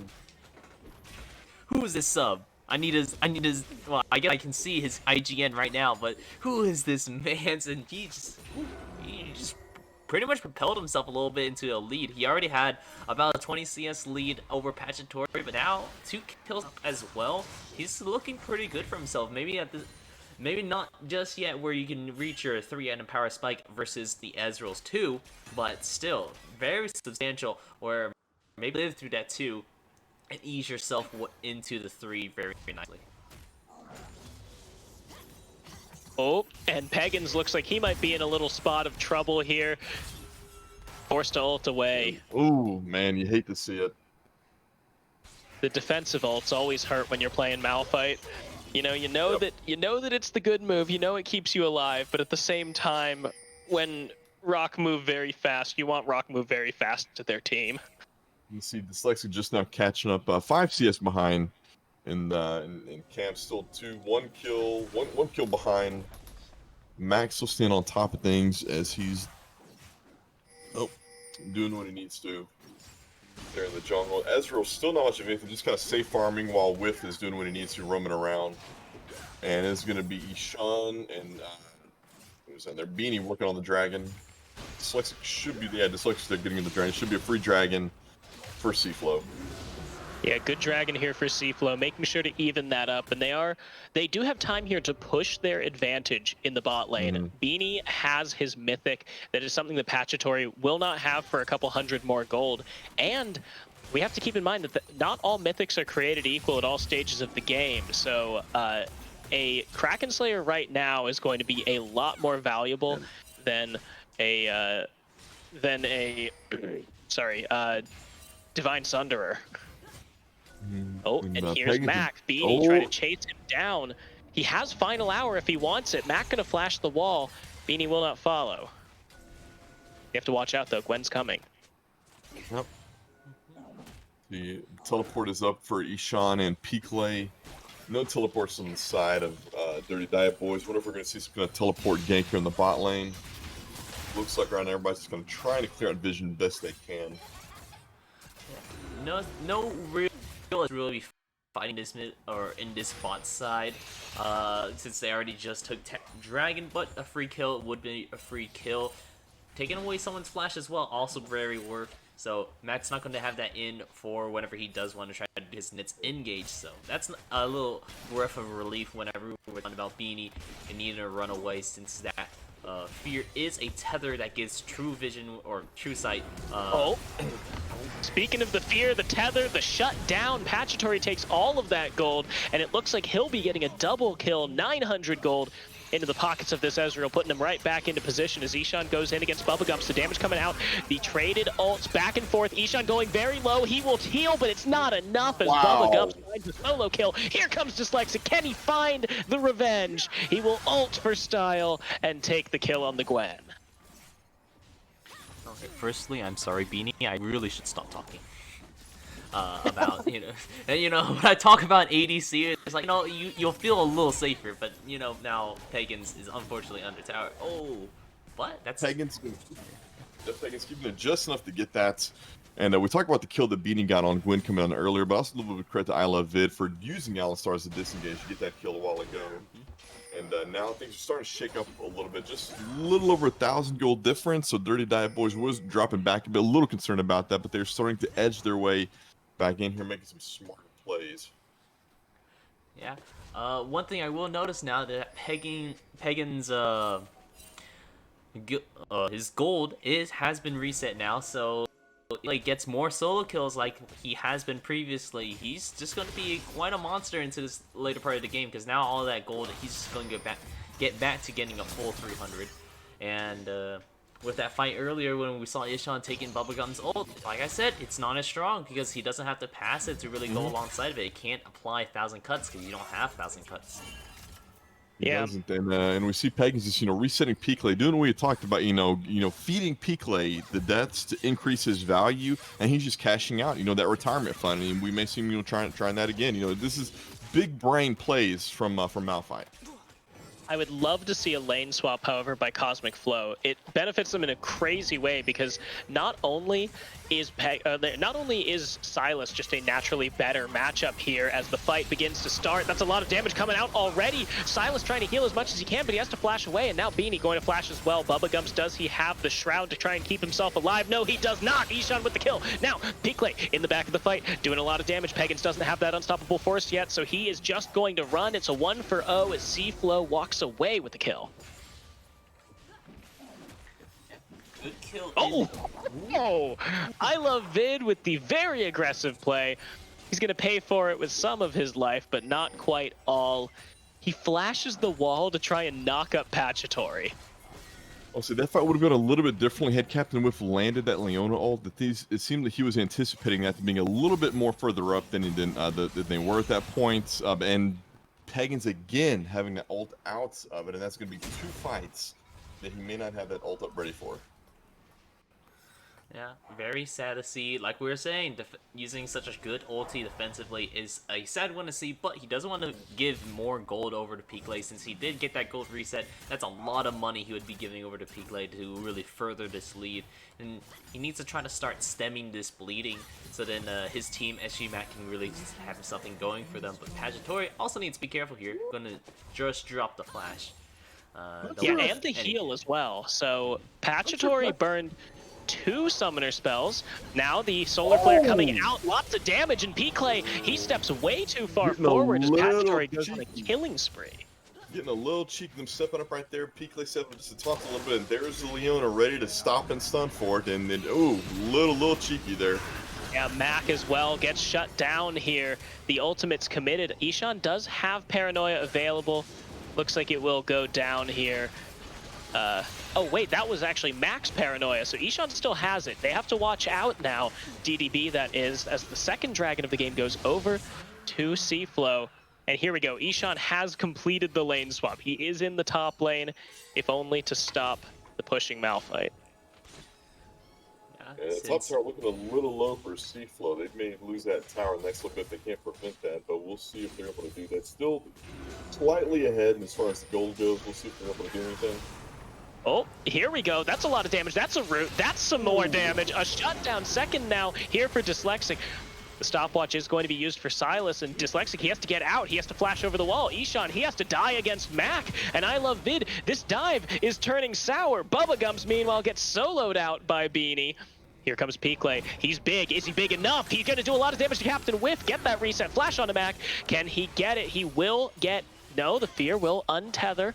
Peakley, he can go back under the tower, but Pagans is about to have the unstoppable force. Watch out, C-Flow. We don't want to see you get caught by that. Peakley, damage coming in. The ultimate used onto Dyslexic. The knock back by Pagans. And now Dyslexic going to jump in on Mac, but the stun comes through. One more auto should do it, but can he get that last auto? He will. Peakley with the kill on the Nocturne. 16-11 is the kill score. Cosmic Flow, they're going back in. Pachatory gets the kill on I Love Vid from downtown as Pagans tries to kill Peakley, but he will have none of it.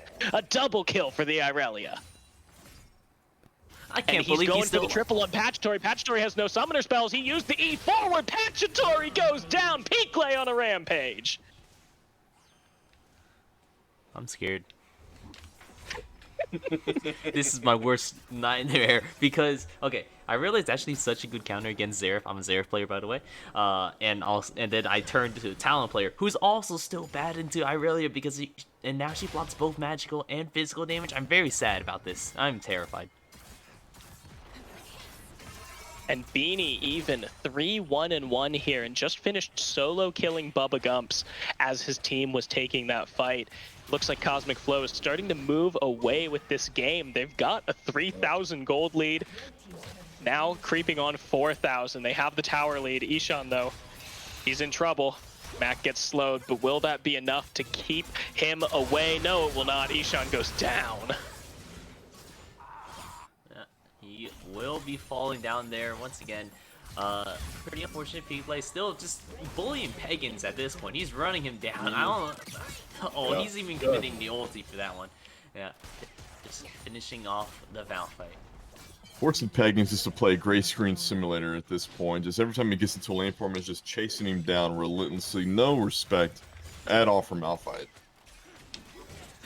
Yeah, 4,000 gold is the lead. And now the turret will go down here in the mid lane.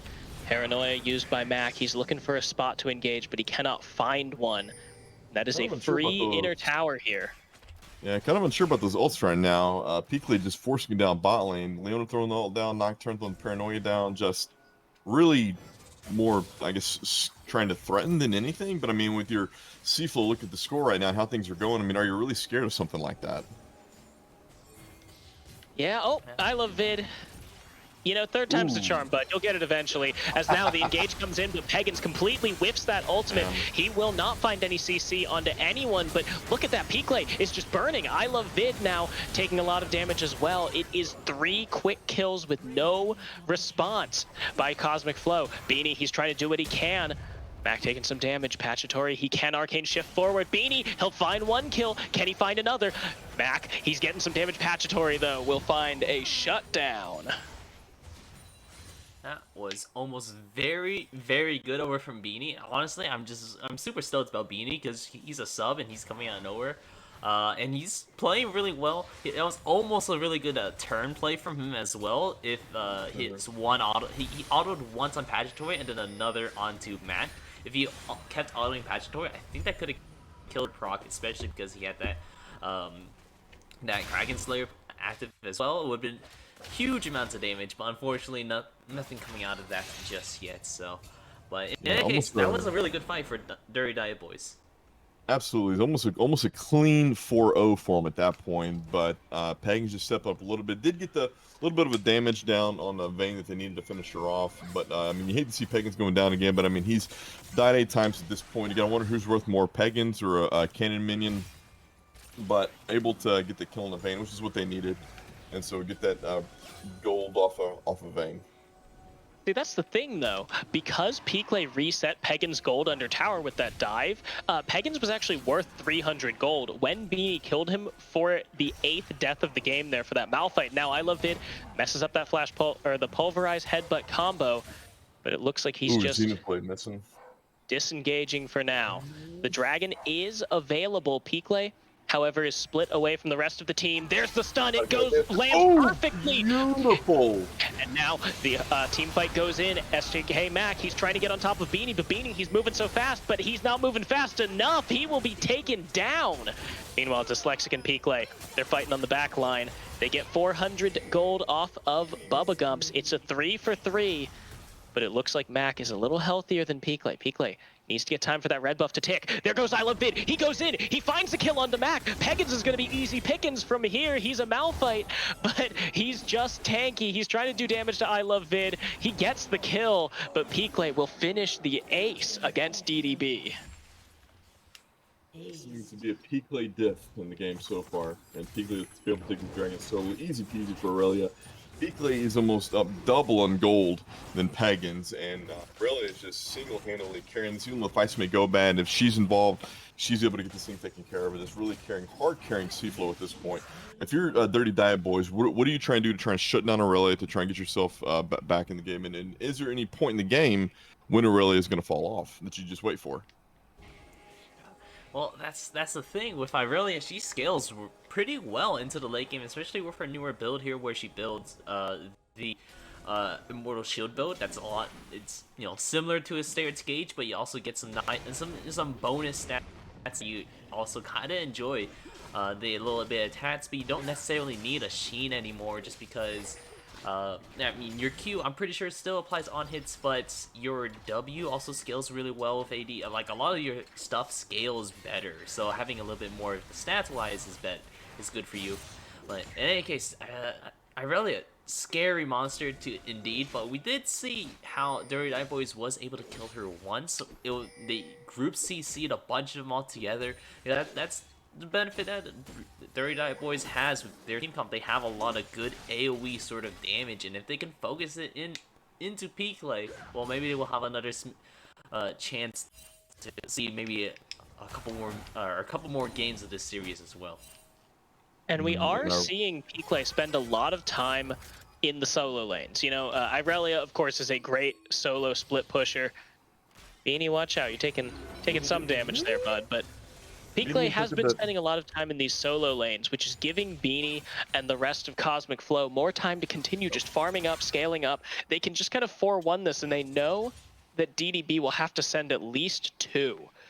Piklay can certainly 1v1 any single person that comes up to him. So that 4-1 will go well for Cosmic Flow. They just need to keep it going.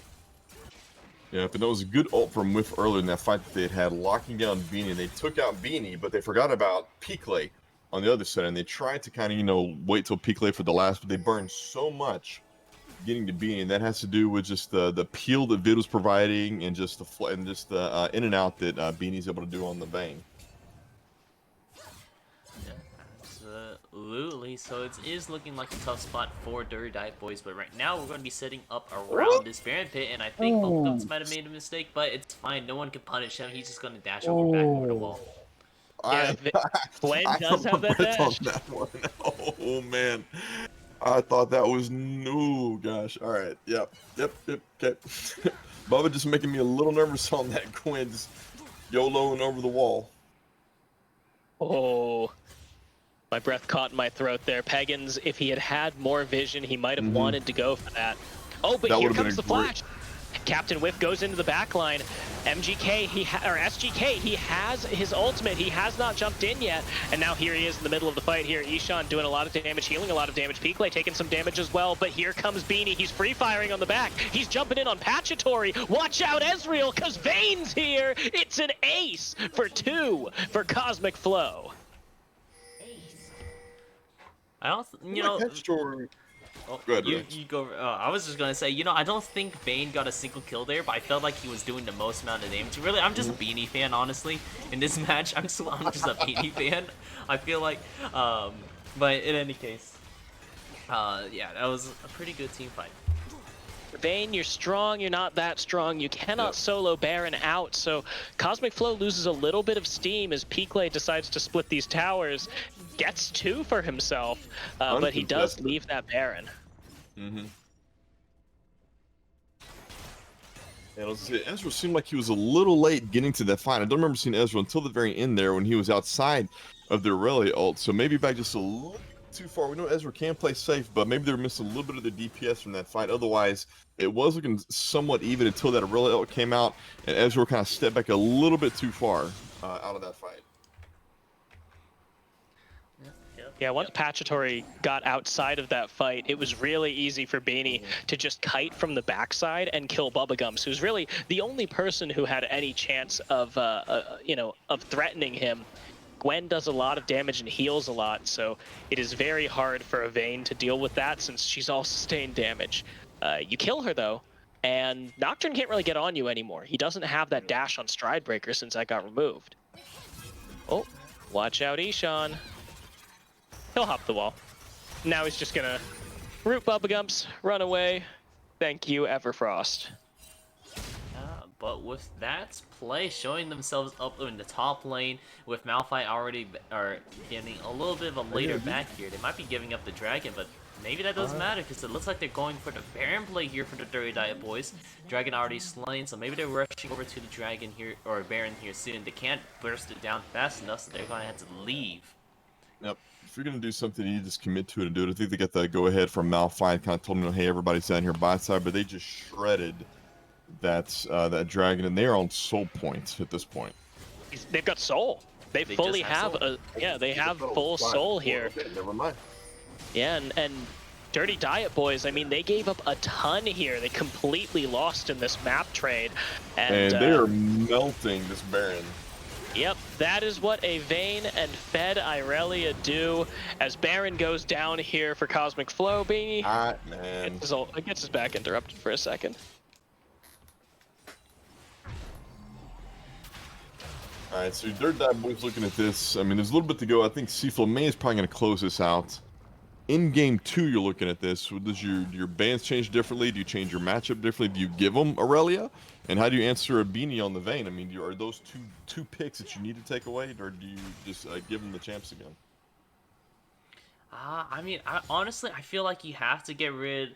Well, Beanie just did very laning phase. This like, if you take away the double kill they managed to get in the lane as well, he was already just like 20 CS up. Now he's 60 CS up against Pachatory, so he's scaling very solidly into the game here. At pretty good CS numbers. We're looking at like 0.7 or like something like that. 7 CS per minute. So it's something like that. I don't know math, but in any case, he's scaling really well here. So I'm imagining with other ADCs, even if he doesn't play the Vayne, he'll farm pretty well. Vayne's just one that's maybe something he's just super comfortable with, and maybe we'll take that away. But what other mobile scaling world champions are there? And how many of them are you willing to ban away until you have to deal with another issue like it being really? I will say that Beanie picking the Vayne, I think, was a very smart move. Not only does he obviously have a lot of mastery on it, he's a very good Vayne player, but on top of that, Vayne kind of soft counters Ezreal in lane. I mean, Ezreal isn't quite the hyper carry that Vayne is late game.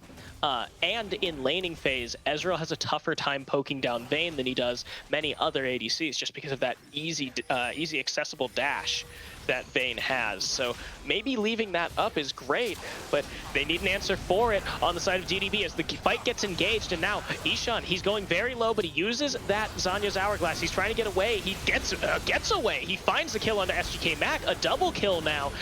Dyslexic goes down, but it is just an absolute wipe. Bubba Gumps, he's the only one left, and it is Pachatory is the only one left. He ran back to base, and it is not going to matter. However, as Cosmic Flow, they wipe out that fight. They wipe out DDB's hopes of coming back in game 1, and they are going to bring this to the match point. Pachatory gets a kill in the fountain on I Love Vid, but here we go, a 32-minute win for Cosmic Flow. All right. Great game for all around. Little close at the beginning, but then once Seaflow got ahead, they just completely pulled away with the game there at the end. We'll see what Dirty Dive Boys have planned for game 2 as we get ready for that.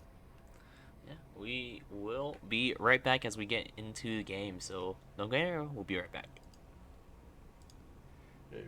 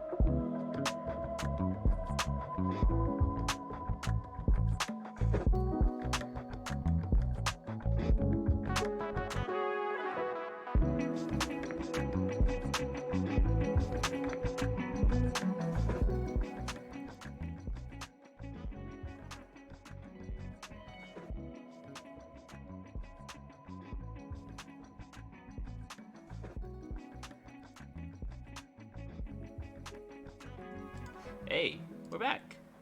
What's up, guys? Hey. We back. We back. And we're here with the second game of the Cosmic Flow versus the Dirty Diet Boys Gauntlet. I'm pretty sure this is week 4? Four of the gauntlet. 4 of the Gauntlet, and then the last 2 are played in the semi-finals. So, And right now, DDB and Seaflow have switched sides. First 2 bans for DDB, Echo and Mordekaiser. Kind of surprised to see those. And then for Seaflow, Zinzao and Azir being taken off the table. Seaflow banning their own jungler they had last game. And there's a relay ban. Not surprised to see that coming from DDB. Yeah, and I would not be surprised if DDB just goes ahead and either locks the Nocturne or the Ezreal again. Both of them are just really strong picks. Neither of them, I think, were really a major problem with their draft or their gameplay last time. No, I am kind of surprised to see Seaflow ban their own jungler. Maybe they didn't want DDB to take it, and they've got something else possibly in mind. possibly. I mean, we might just see Viego also picked up here in response, because those are pretty much the top 3, I think, right now. Viego, Zinzao, and Nocturne are the ones that you're really looking for. So Nocturne's going to be already locked in for Dirty Diet Boys. Yeah, it'll be interesting to see what Seaflow takes as their second pick. They could look to just take away that Ezreal, and it looks like they're hovering, and they will. Okay. So we can see Very Beanie on cool. Ezreal. Maybe Beanie didn't like how they were using Ezreal. Now Beanie's gonna go, let me show you how you need to use Ezreal. And No. how the turntables are tabling. I am Tabling? very excited at this. Ooh. My, how the turntables. My, how the table turn tabling. Much But- tabling of the turning is taking place. Yeah, I'm excited to see this Leona Ezreal. You know, they played a very similar thing in the Vayne and Alistar, but Leona doesn't really have that second mode. You know, Alistar can disengage. Leona is just all go, go, go. So they are going to pinch DDB's pool here a little bit of ADCs. They can't really pick up anyone who's just like super, super immobile. And considering how used to Ezreal Pachatory is, it's going to be hard to match him, you know, match that kind of thing, especially with the Tristana taken away. Yep, and Nautilus, good support pick. I don't know if I would say completely is going to be able to counter Leona, but I mean, definitely, I mean, his auto is going to be a little bit more of a stun than anything, but Leo is definitely, like you said, but just she's either all in or she's not, and it's one of the two. There is no in between. Like the Ziggs pick, wonder if that's going to be an APC or if it'll be something that's going to be played mid lane. Immediately, Diana locked, however, for Seaflow. So it looks like they are just going to go for full dive. And I would not be surprised to see that is a Ziggs for Pachatory in the bot lane, because he does have some of the highest win rates and performance rates of many ADCs currently. Of course, we are on a new patch, so all those numbers are just up in the air again. But toward the end of last patch, he was doing quite well. Seeing the Camille and Renekton taken away. Not seeing. There's the. Ooh. Okay, interesting. The Malphite takeaway. I wouldn't say it was a great pick last time. He did kind of struggle with it on there, but I mean, it's a little surprised some of the picks that Seaflow has, but is what they did last game. Not going to be the one to really, you know, judge too much about what they're deciding to do now. Yeah, they are following through with that Malphite ban, so maybe we'll see 4 top laners banned in the second phase. Well, last phase we had another 2, so that was a total of 6 top laners banned away. It was like, you know what, we're confident we're going to take away a top laner too. In any case, just going back and forth about it, seeing if Dirty Diet Boys is going to actually pull through. Like, let's ban another top laner just to be sure. Yeah, sorta top laner. They already had their support locked in for the Leona, and I don't think Galio's support has been really evident. It could have been a ban away for the mid as well, seeing that Diana could be in the jungle. But, Galio ban away is a little bit of a weird one for me. Oh, Ornn. that will be a. Oh, I haven't locked that in just yet, but Ornn would be a fun pick. There it is, another disruptive vault to be able to get down, and the itemization that Ornn will be able to provide the team late game. Yeah, we're Yeah, going the to have to. Ornn, I'm not sure how I feel about that, honestly.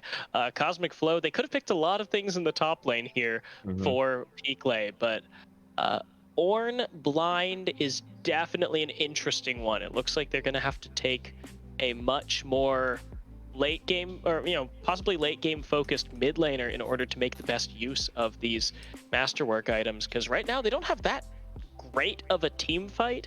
If they pick like an assassin or something, they're really gonna have a tough time with this draft. Yeah, but for Dirty Dad Boys, they're going to be picking up the Mundo to go against Ornn. I like it just because I haven't seen new Mundo yet, but from what I was reading about his abilities and seeing some people play, he feels very much like old Mundo, just with updated graphics, which what a champion rework should do. Update some of his stuff, makes it a little bit more interesting, and I like that. And Well, he does have that. I think isn't his new passive. He gets kind of like a spell shield, almost kind of like what Malphite has. Malzahar, yes. Malzahar, sorry. It's a combination like Malzahar Shield and Poppy Shield, or like a Zac Blob. Whenever he gets hit with a CC while the shield is up, it negates the CC and drops a canister for him to walk over and regain a significant chunk of health. So against Ornn, who really only has one or two CCs that he could even potentially hit in his trade pattern, I think Mundo is a great pick into this Ornn.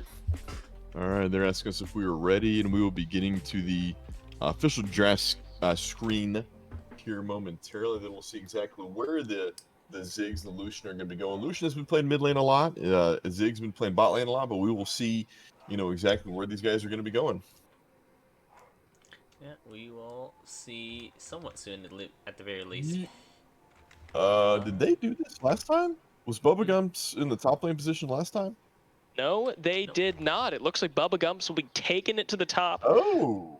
And Peggins will be handling mid lane. I think they just want to try and get a little more, a little more advantageous playing against each other. It didn't look like Peggins was having a very good time against Peakley last game, and I would not fault him for just saying, miss me with that noise. I am going mid lane against Ishan. All right, Bubblegum's primary position is top lane, according to OPGG right here. So maybe they were just flexing a little bit last game just to see how things may have gone. And Peggins going back mid lane. And actually, let me pull Peggins up here to look at this. And Peggins is primary mid laner. So maybe that's interesting. They just. Actually, now I'm going to go check out the Gear Rex site just to see what their official stance is on this, because now I'm really confused and probably should have seen this beforehand. Yeah, And there we go. traditionally Bubblegums. Yep, go ahead. Sorry. That is the Lucian mid lane that we were expecting, and that will confirm a Ziggs bot lane. I love the Lucian here into Syndra. It's going to have such an easy time trading early. As long as he can just hold his dash, make sure that you're getting away from that Scatter the Weak, you're going to have a lot of damage, especially if you go for press the attack. So this is their traditional lineup where their positions are usually played at, with Bubblegum's top, Peggins mid lane. That is my mistake. I assumed that the last game was how they had originally done it.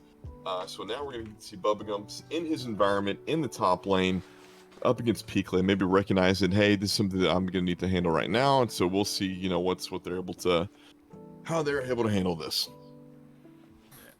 So maybe a little bit of trolling on Dirty Diet Boys.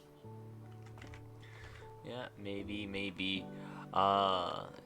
But in any case here, it's going to be pretty interesting to see. And yes, Dirty Scale not showing the in-game draft just because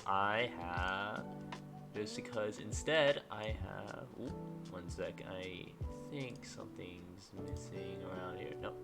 All right. A little bit of a timer in the top, so then you can see that. But and then we don't have to interrupt just looking over at the draft right now. But is a little out of order. Give and take is something's better, something's worse. But in any case, here we get to keep looking at the draft and team composition, which is a very, very mid-game heavy team. not bad in the late game because Ezreal Sidra scales up pretty well, especially with the ornaments. But a lot of early power spikes, as opposed to the later ones that we see some other ADCs. But it's fine because the other team, we're looking over at Dirty Die Boys, they have the same idea. It's like, yeah, we're just gonna hit hard in mid game and then hope for the best because their late game is actually kind of a bit weak. Ziggs definitely is not as strong comparable to Syndra. And then Lucian, he has some good upfront damage, but in terms for later terms, for longer fights, I feel like Ezreal kind of has the edge on this one as well.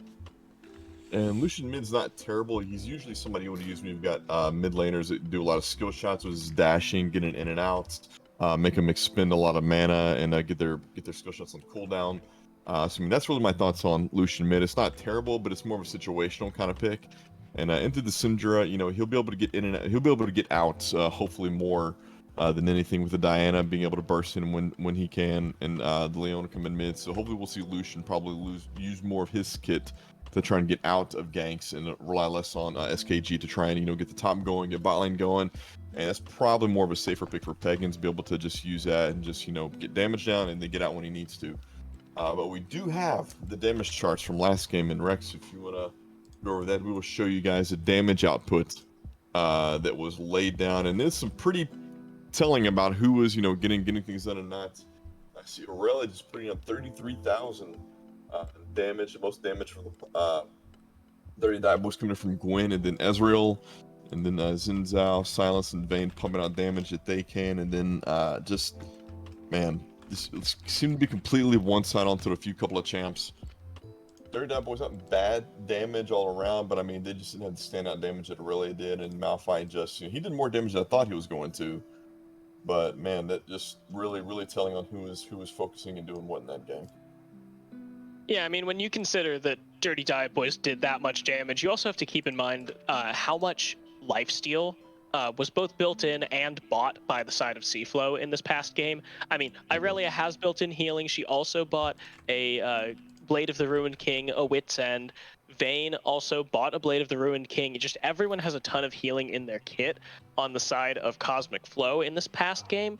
And Dirty Diet Boys, they put up good damage numbers, but they were never focusing the squishy targets down first, and they weren't able to burst down some of these targets that had these bursts of healing, like the Sylas. I mean, the number of times that Sylas, you know, came back with, like, you know, it came back from 100 health and just gained 500 off of pressing a button. They weren't able to finish a lot of these kills. So hopefully the same thing doesn't happen in this game. There's much less healing on the side of Cosmic Flow.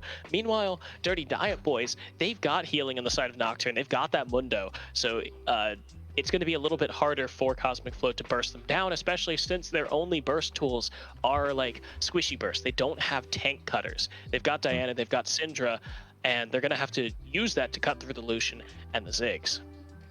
And with the Ziggs, I do like he's able to burst on the towers a lot faster. When he gets kind of near to mid to late game Ziggs, he can kind of ult the sideways and try and, you know, keep the waves pushing, so he doesn't have to be in every lane to harvest and farm that gold. So it'll be something that'll be a little bit more utility based when it comes to getting objectives. So it'll be fun to see Pachatory on Ziggs this game. And getting the loading screen. And now we get to look at the skins and judge the choices. Yeah, the fashion section of the GRLCS streams. There is a Project Lucian with border, which I respect. Again, actually, Battle Academia Prestige Leona for I Love Vid this time. Ooh, I love it. And then B-Pot's going, I've got this too. Nah. And I do like the rework Mundo skin, Dr. Toxic Mundo. Love it. I like the little hazard mask he's got. Oh, immediate pause. You gotta love it. But I guess with this pause, we can just go ahead and introduce these teams. I mean, you pretty much already know them, but how about you guys take it away? Sure thing. We've got Dirty Diet Boys taking the blue side in this game, coming back, trying to make this a 3-game series. We have Bubba Gumps in the top lane on Dr. Mundo. We have SGK Mac in the jungle on Nocturne. We have Pagans in the mid lane playing Lucian.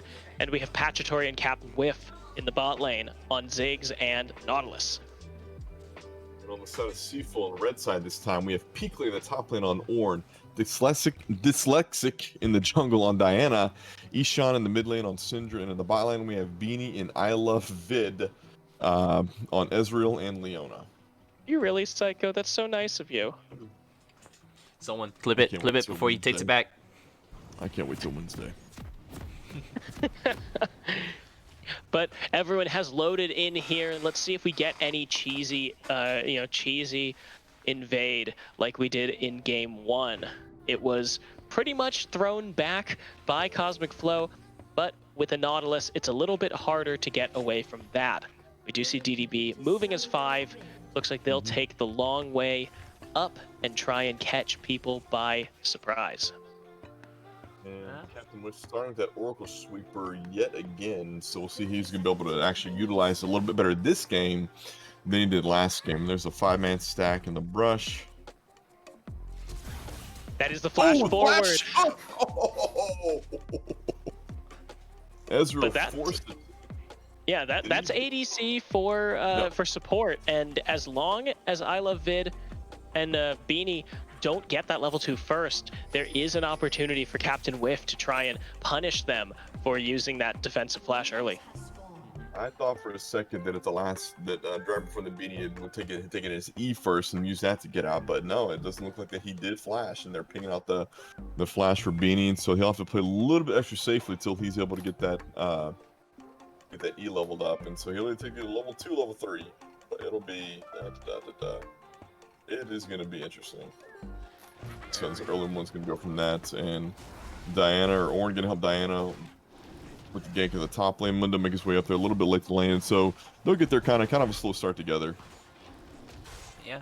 If anything, this does provide a little bit insights if you're paying attention for the Dirty Diet boys, seeing that the bot lane was already at their wave, so that means they weren't leashing for them, so they know for sure Diana's starting on top side, while Mundo coming to lane late means that he possibly could have been leashing for K-Mac, or maybe Mac was actually bot lane, which he was. Bubblegum's going to take a little bit more aggression this time in the top lane than Pagans did, so Pagan or Bubblegum trying to get a little bit, revenge back for what he did to Pagans last game. Level 2 acquired first here for the bot lane of Seaflow, so no cheeky level 2 cheese here for Dirty Diet boys. Peakley trying to pop Bubba Gump's passive, but it is not attainable, unfortunately, here. Yeah, Peakley's having a little bit of a rough time. Bubba Gumps has all of that innate sustain that the Dr. Mundos want to have. However, Ornn, he gets his sustain in items, and he's only got 6 CS at the moment. Yeah, he needs to be careful here. Peakley maybe not used to playing some of these more weak-sided top laners, so maybe his farm isn't sustained as well, but yeah, he needs to be a little bit careful. Whew. A lot of damage. Well, different game of the top lane so far. I think Peakley Mania is playing back a little bit safer until he can get some help from Dyslexic, who is currently bot side. Looks like he's taking Gromp, maybe make his way bot side. A little bit of flash from... The minions got him there. The minions baby. really boomed Winions. him. Alright guys, that was our cast for tonight. I'm glad to leave now. I think Peakley would be happy if we just didn't talk about that one, and possibly didn't talk about anything that might happen in the top lane now that we have Bubba Gumps with an early kill. Dyslexic, however, going to do a lot of damage, and he finds Pagans and walks away without a scratch. Mac coming in, but it won't be enough. Oh, no, the flash forward. Dyslexic, just gets to walk away, so flash for flash, and a kill for the Diana. I was saying, Pagan's having to use both his flash and cleanse to get away right there. And it's the wards aren't worth it with. The wards aren't worth it with. Aren't worth it, but Beanie goes over the wall. Captain Whiff taking damage. One more auto. Beanie's got it. Now dealing damage to I Love Vid. That W's going to go a little bit wide, and Beanie. Speaking of minions, they're taking a little bit of damage there. That Q, not going to go a little bit wide, but the E coming out for Patchatory. Beanie, you're not going to win this one. Beanie, you're not going to win this one. Beanie?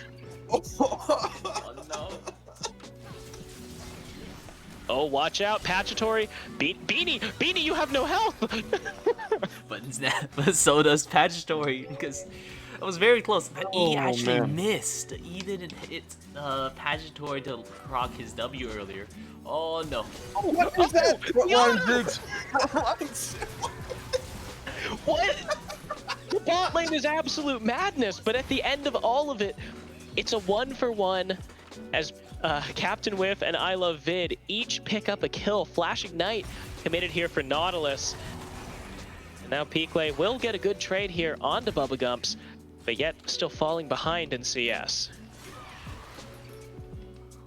Tori, the absolute madman, just deciding to go frontline Ziggs and try to auto down, but not fall for it. I'm not entirely sure if that was worth it or not.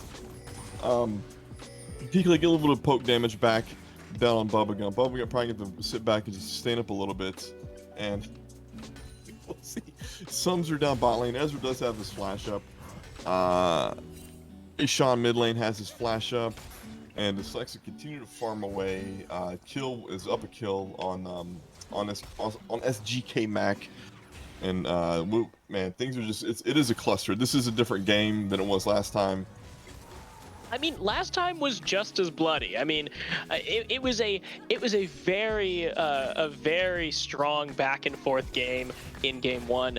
But let us not forget that it was 3-3 at 5 minutes and 45 seconds last game, and now it might be 3-3 as Max steals away this Grump and Dyslexic.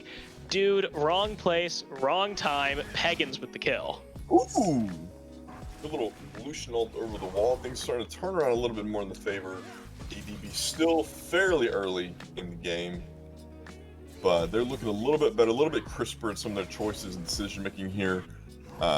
C-Flow, little, I want to say lazy, but maybe a little haphazard in a couple of things. Ishan getting up a little bit too far. Kill going over to Mac. And frankly, this is what we expected. Like, this is what Dirty Diet Boys needed, because they play such an early game comp here. Or I guess it's not really that much of an early game comp, but the fact that Lucian needs to bully lane, you know, Lucian needs to get kills, and now the damage coming through. Peakley getting some damage off onto Bubba Gumps. Can he get a knockup? Can he get a Q? But neither of them is dying. We see the fight in the bot lane starting as Beanie arcane shifts sideways. Peakley and Bubba Gumps neither died in that top lane brawl. I think Peakley just got the worst of that trade as Bubba Guns was able to sustain that up just a little bit more, and it looks like Peakley may be trying to get some, I think it's some fruit, I'm gonna click up there and see, yeah. To stand up just a little bit more. Bubblegums should see Diana there cleaning out that ward, so he should be playing back a little bit safe. Yeah, looks like Bubblegums is gonna back here and try and get a reset. But here comes Ishan, but I Love Vid, he went way too hard, way too far. Pachatory with a lot of damage, but he's taking a lot as well. Beanie, there we go. Beanie will not die. They will find the kill onto Pachatory, and now Captain Whiff on the run. True Shot Barrage going to go a little bit wide, but SGK Mac is here. The Paranoia is available. Ishan does not have the unleashed power. Watch out, Beanie! You flashed too late! Too early, too late. Who knows? And Ishan, however, will be the double kill here for Mac. Easy double kill. Whiff kind of baited and walked into the bush. Ishan falling right away. Then auto attack passive just locks him down. Mac able to come in and clean that up. Easy double kill for the Nocturne. Yeah, really well played there. But not to say that C-Flow is out of it just yet as well. You're seeing that they are already grabbing something. But oh no, Pagans, you gotta watch out. That was a little late on the cleanse, but it's just fine. I think you're able to walk on out of there, hopefully. Yeah, just wasn't the follow-up necessary there by Dyslexic. But I gotta say, Mac, who is now 3-0 and chasing down I Love Vid, he's getting a lot of damage down, but the ultimate coming out from Dyslexic will not be enough. The flash is there for Mac. He's gonna move forward. He will get the slow damage. Pachatory with the kill. And that's just as I was saying, Mac has been playing out of his mind, not only in this game, but last week as well. And now Peakley and Bubblegum's going at it. Two big, beefy boys up there in the top lane. Peakley getting shoved around just a little bit by Bubblegum. So, I mean, this is a different DDB team. They're taking this a little bit more seriously. Flash out of Peakley. Yeah, Piklay not having the same success that he did last game. No fighter for him, just one late game tank, and it is not going so hot. Yeah, not hot indeed. He's already 30 CS down. That's a lot of money just not in his pocket right now.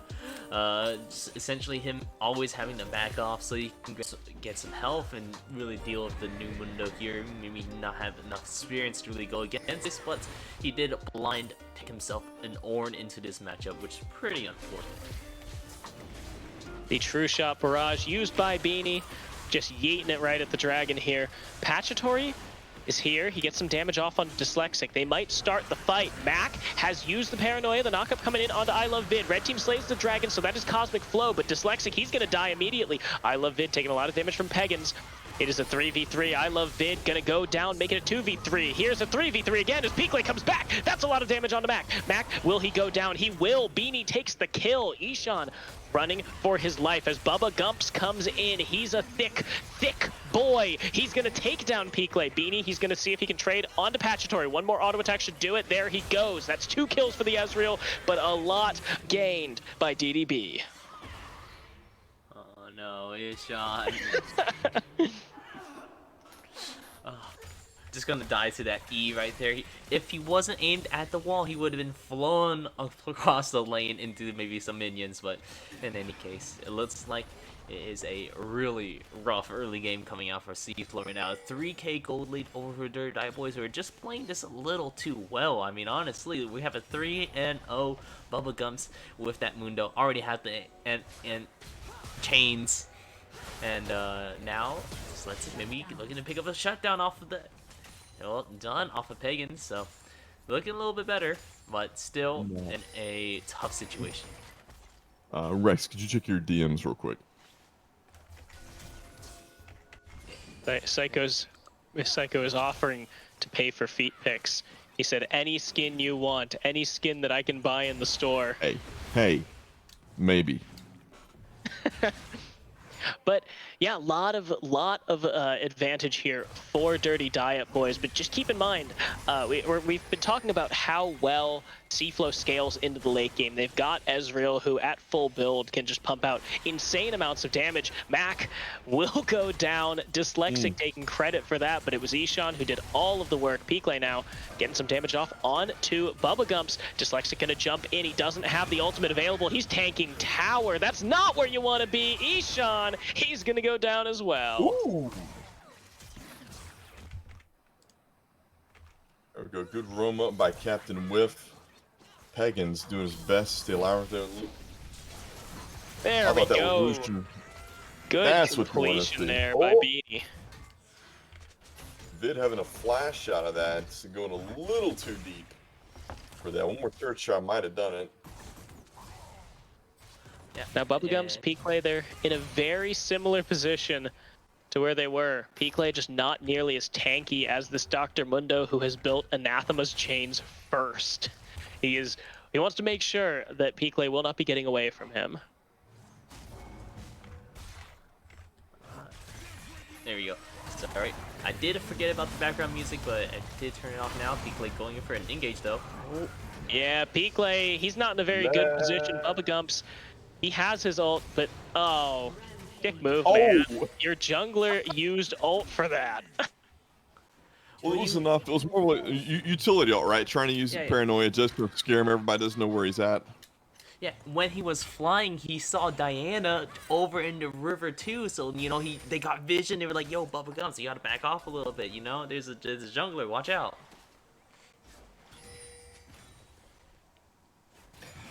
But it does look like it may be a little bit of a battle of the ADCs here in the mid lane. Both have completed their mythics. Of course, we did talk about how Beanie's mythic, that Divine Sunderer, will not be nearly as strong as the traditional ADC mythic, Gale Force in this case. Pagans, you know, Lucian likes to take that for his chase ability, for that execute, just completing those final kills. Ezreal He needs that Sunderer. He needs it for the Mundo. 10% max health as Dyslexic completely whiffs his ultimate. Now I Love Vid is in the middle of 5. He uses the ult, but it's not going to do anything. Dyslexic now taking some damage. The Super Inferno Bomb will find 2. Beanie, he's got some damage, but not quite enough. Is he a mad lad? Is he going to go for it? Is he trying to get all of this damage off? He jumps sideways. He will not go for it. He will Clean. not. Clean You want 3-0 for the side of DDB, and this is looking like a different team already. Yeah, 5k gold lead for themselves. They're looking really good. And, I mean, the only one to finish up their mythic item yet. I guess technically Bubblegums haven't finished his mythic item, but the only one that doesn't have a full item was Pachitory, but he already finished that. And is that Izonia's Hourglass over on the Captain Whiff? Zanya's Hourglass has been built for Captain Whiff. That is a very interesting choice. Nautilus, I mean, he has AP ratios. Many people do. But whether the AP ratios are any good, that's another question entirely. Captain Whiff taking some damage as I Love Vid goes over the wall. And Beanie now going over the wall, but the ultimate committed by SGK Mac. He will move forward, and now here comes Dyslexic into the back of the fight, but he is just in a bad spot. Dyslexic, man, what are you doing? You threw yourself right to hell. Now Beanie, Peakley, Ishan, all of them are running. Mac looking to chase. Bubba Gumps is here. He has his ultimate used. The Unstoppable pulled out by Peakley as he flashes away. Now a lot of damage coming through. Mac gonna try and find some damage. He's going to find I Love Vid. No one else is dead just yet, but right now it's a 2-0 for DDB. Damage coming through, and the Rift Herald will be dropped here at 16 minutes. Pagans, he's looking to go over the wall. He's looking for Ishan. Will he find him? Damage, kill, Beanie, Ishan, and that is Pagans way out of line.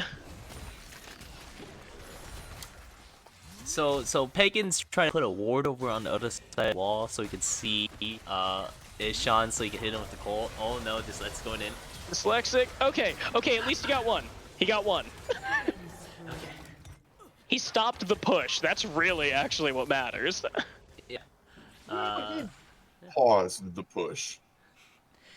Pause the push for now. I mean, you still have a Ziggs to worry about who can pretty much get an empowered auto attack over onto the mid lane tower and then probably just finish it off with his satchel charge. But in any case, he did stop the push for now. And Pagans, I saw what you're trying to do. I saw the play, and then a lot of things didn't go your way. The ward didn't go over the wall. You got hit by the stun. You didn't hit the cleanse button, and then you got hit by the Beanie's Q to finish you off. So it was a lot of things that were just really unfortunate. And seeing Bubba Gumps just top lane and trying to get this tower down. Bubba Gumps sitting 6-0-5 on 700 gold bounty on his head. Peakley, I think that's enough, sir. You could go, claim your retirement funds off that, and Pagan's gonna cleanse and easily take down Ishan. And that is basically how I feel when I play Lucian mid.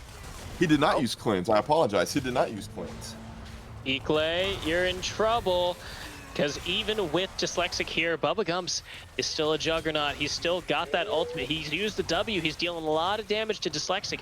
And he's buying time to get Pachitory in range for that Mega Inferno Bomb. Mega Inferno Bomb comes out. Peakley has to dodge back, but he puts himself into the waiting arms of Bubba Gump. A lot of damage. The passive is going to be popped, but here comes Pachitory. Here comes Pachitory. That's the first bomb. Dyslexic slowed down. Damage. Teleport coming in from Ishan. Ishan gonna walk in and get the shutdown. That is great for a Syndra. You love to see that. You love to see one of the carries actually getting the shutdown there was so huge because you can use them as a pivot point way easier than a tank. I mean, tanks are cool and all. They can live forever, but living forever and doing no damage is not fun. Living for some time and doing a lot of damage is amazing. It's an amazing time. That is a very dangerous outlook to have on life. But I No. understand what We're you playing mean video in games. this It's fine. scenario. No, we're playing video games. It's a great time. But now we do see that, yeah, we've got a lot of gold here for Ishan. He has pretty much evened up in CS. He's only 7 CS behind, and now with that 1,000 gold shutdown, he has pretty much evened up the kill, the effective kill gold here against Pagans as well. Really what we're looking at is the Nocturne versus Diana and this ever-present Mundo versus Ornn. I mean, 6-1 and 5, 60 CS lead. Ornn hasn't finished an item. I mean, he's playing bargain bin Ornn right now, but he still hasn't finished a single item, and we're 19 minutes into the game. We're almost 20 minutes into the game. I'd almost argue that it's Mundo versus everyone, or it will be eventually. He is going where he please. With the dragon spawning up here in about 30 more seconds, respawns are already done here. Hopefully, Mac will get to a move on because he needs to get there in time. He's going to lose sight control of the dragon just for this early parts because we already see C-Flow already trying to take control of it, taking the crab as well. But in any case, he has that ulti in order to try to maybe go for a steal if his team feels up for it and then to follow up with a team fight. But we'll just have to see how does the team wants to play this out here. Dragon has spawned up. Bubblegums is on the side by himself. Watch out, Ishan. That's a lot of damage coming through, and here comes Mac into the backline. He will find 1, 2. There's a third now, but that is all on the side of Cosmic Flow. Beanie is alive. Beanie is well, and he is just wiping out the enemy team. DDB, they're getting routed. Dyslexic will go down, but it's an ace for 3. Wow. As Beanie pops off. I'll be honest, I don't know what happened. I was just watching Mac, and I was like, yo, this fight is going to be so hard to win. And then I looked at the sidebar, and I was just like, wait a minute, we're already... Or, not we, sorry. I feel like that was biased of me saying this. But I just really like Beanie. I'm sorry. I apologize. But yeah, Z-Flow is pretty much winning the fight. While their carries were being targeted down there, pause timer is going to be coming back up there. But I guess it's time to talk about what happened in that fight, because I don't know what happened. Do you guys know what happened? Only one carry was being targeted in that fight. Ishan got engaged on by Captain Whiff. So much damage came through. Mac committed the paranoia, but Beanie was alive, and we were looking at Ishan. We were targeting him because he got that 1,000 gold shutdown, because he has that fully stacked tier so close to the Archangel's Scepter, the Seraph's Embrace. But Beanie hit his 2-item power spike. He is online as Ezreal now, and he is even more so now that he is 7, 3, and 5. That is gonna, he's gonna be pretty much online. He's at that 2-item power spike for Ezreal. He's gonna, I guess I can actually check how much gold he has. He has enough for a BF sword. I'm not exactly sure what he builds next because I haven't played this game. And I'll be honest, I haven't played this game in a fat minute, or at least I haven't played Ezreal in a fat minute. So I don't know what he would build next. He does have enough gold for if he wants a BF sword, which is pretty substantial in considering that his lane opponent is at 1 item. He doesn't have enough to build anything else. He's still working on his tier as well. And maybe Beanie's going to be that pivot point, and then Ishan going to be the next one into it for another little speed bump, and then Peakley going to hit that level 13, 14, 15, start upgrading some ornament. We get to play the game of trying to name some of these items, which honestly I think we're getting better at. Well, considering we went 0 for all in the first time that we got an Ornn, we can pretty much only go up from there. But I think right now, Beanie, he had a pretty easy time cutting through some of the squishier members of DDB. I mean, Pachatory and Pagans went down very quickly, but I think he still needs a little bit of armor shred, possibly a little bit of lethality or anti-healing, because as you see it, Mundo's got that Warmog's armor. He is going to build. He's going to heal a lot. We are back in the game here. The chat was going a little wild in-game as they were saying, B-Pots is down, send help. Is everyone else frozen? Yeah, it's a pause bug where it doesn't give you a timer of when we're going back into pause, so it just plays the game again. So they unpaused eventually. But we're going to be waiting still because it's still technically paused. It just unpaused. There it is. That was the timer. There we go. Yeah, it's a weird bug. But it happened last patch too. I'm surprised they haven't fixed it yet. Well, I did hear that there was an even worse spectator bug where replays would crash if you tried to move the timeline or scrub on the timeline. All right, But keep my hand to the mouse. no, I think they had a micro patch that fixed it. Kilgar was talking about it last night, and it seemed to be happening with replays, not with live games. So, Okay. but also it seems to be fixed now. Meanwhile, in the actual game here, we do see that Beanie has built that Executioner's Calling, so he will be looking for anti-healing for that Dr. Mundo, possibly for Pagans as well. Yeah, going to be good to see on that. And look, talk about gold. Oh, dyslexic. Oh, on the skin of his teeth is able to make it out here. And not have to worry about it too much. Not gonna have to give another death over for Pagans and let him get a little bit stronger. Coling did a lot of damage, more than just a little back massage. That was a full-on Coling. Yeah, I mean, the man has 2 items. He's got that Serylda's Grudge. He's got the Gale Force, and he used the Gale Force active as well to try and finish off Dyslexic. So he is going to be chunking these squishies hard, which is great because there are 3 squishies on the side of Cosmic Flow that a Lucian would really love to capitalize on. Absolutely. But now we're for the most part, honestly, not too much to really be on the lookout to here. No, only neutral objective we have on the board is going to be that Baron, and but at the very least, in 2 minutes 40 seconds, we're going to be seeing some action because that's going to be possibly Dragon Soul once again, Cloud Soul even for Seaflow if they manage to win another fight at that area, or maybe we'll see Dirty Die Boys able to pull it all around as well, if maybe they can get on top of their carries better for SGK, Mac, and Pagans to get on top of them, and Bubblegums just ignore the front line, just go ahead and go straight into the back line and maybe win out some of these fights as well. Yeah, and so far in the game, the Dirty Die Boys, except for that last dragon, have pretty much ignored all the other dragons. So the first 2 really uncontested. They tried stepping up for that 3rd one, but really, botched that fight. And so they're going to need to get some of these other neutral objectives, try and get, hold on to the lead that they have, because this dragon's going to add up. Yeah, 3 dragons already.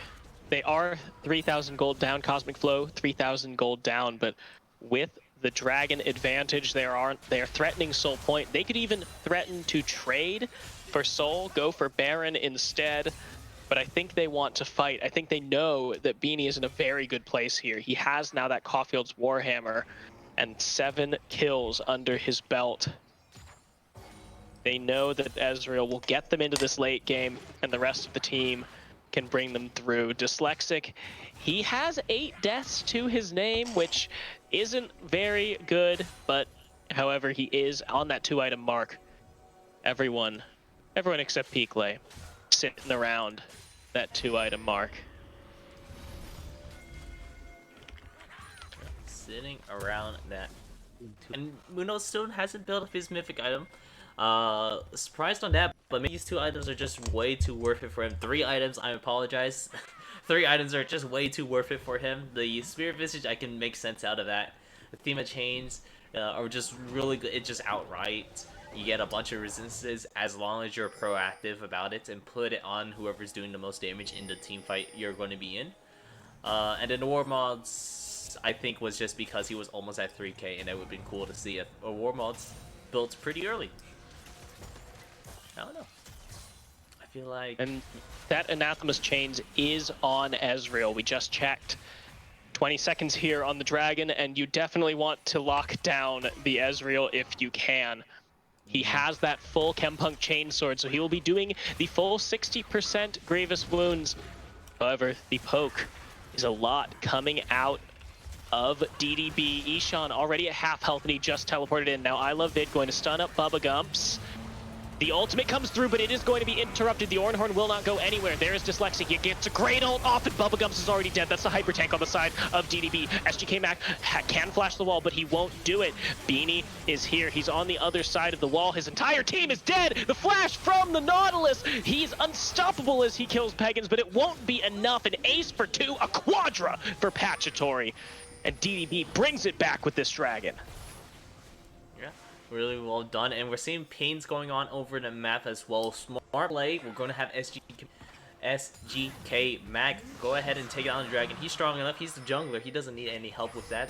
There's no one contesting him. Just send your bot lane over to mid lane. Have them pushing out this wave. The only ones contesting you soon is going to be Vid, or I Love Vid, and Ishan. So maybe we're not going to get any further towers, but at the very least, we're going to get this mid lane one to open up a lot more pressure for your team. And Captain Whiff, I just want to say, we did see you miss a hook on that cannon minion, but we're not going to talk about it. We will later, but we're not going to talk about it now. Nice. Forcing the flash there. Force the flash, but Pachyator doing what we knew the Ziggs would do late game, and that's just able to one-shot some of these towers as they get low later on, and able to just keep these waves kind of pushing. His ult is ready again, and I think at this point it should be on 40-second cooldown. That's what I think it should be on by this point. So, 64 seconds. So, wow, I was way off. It should be, yeah, a few more rounds. We should have it down less than 60 seconds. In other news, we do have our first non-Forge Firecrest Orin item purchase. Piklay has hit level 14, and he upgraded the Divine Sunderer. Rex, would you like to give me a guess as to what that upgraded form is called? Deicide, as in deity genocide. It's just killing a king. It has nothing. I don't know. It's I don't the know. same- Deicide. Look, okay, Same deicide word. is what I'm thinking of. It's just combination of words, deity and genocide. I mean, and given how big the Mundo is, it's pretty fitting. Regicide, suicide, fratricide. No, I like just genocide. God killer. Yes, deicide means god killing, or deicide is the killing of a god. Yeah. What? Anyways, yeah, that's the item name. That's it. Deicide. Yes. That's right. I've been looking. I've been check every time we get an Orin in these games. I always check on the item names, which is kind of unfortunate because because you always have to have an Orin, so it's kind of harder for the other Orin item, like the other sort of tanky Wait. mythics. But... Is this a sneaky Baron?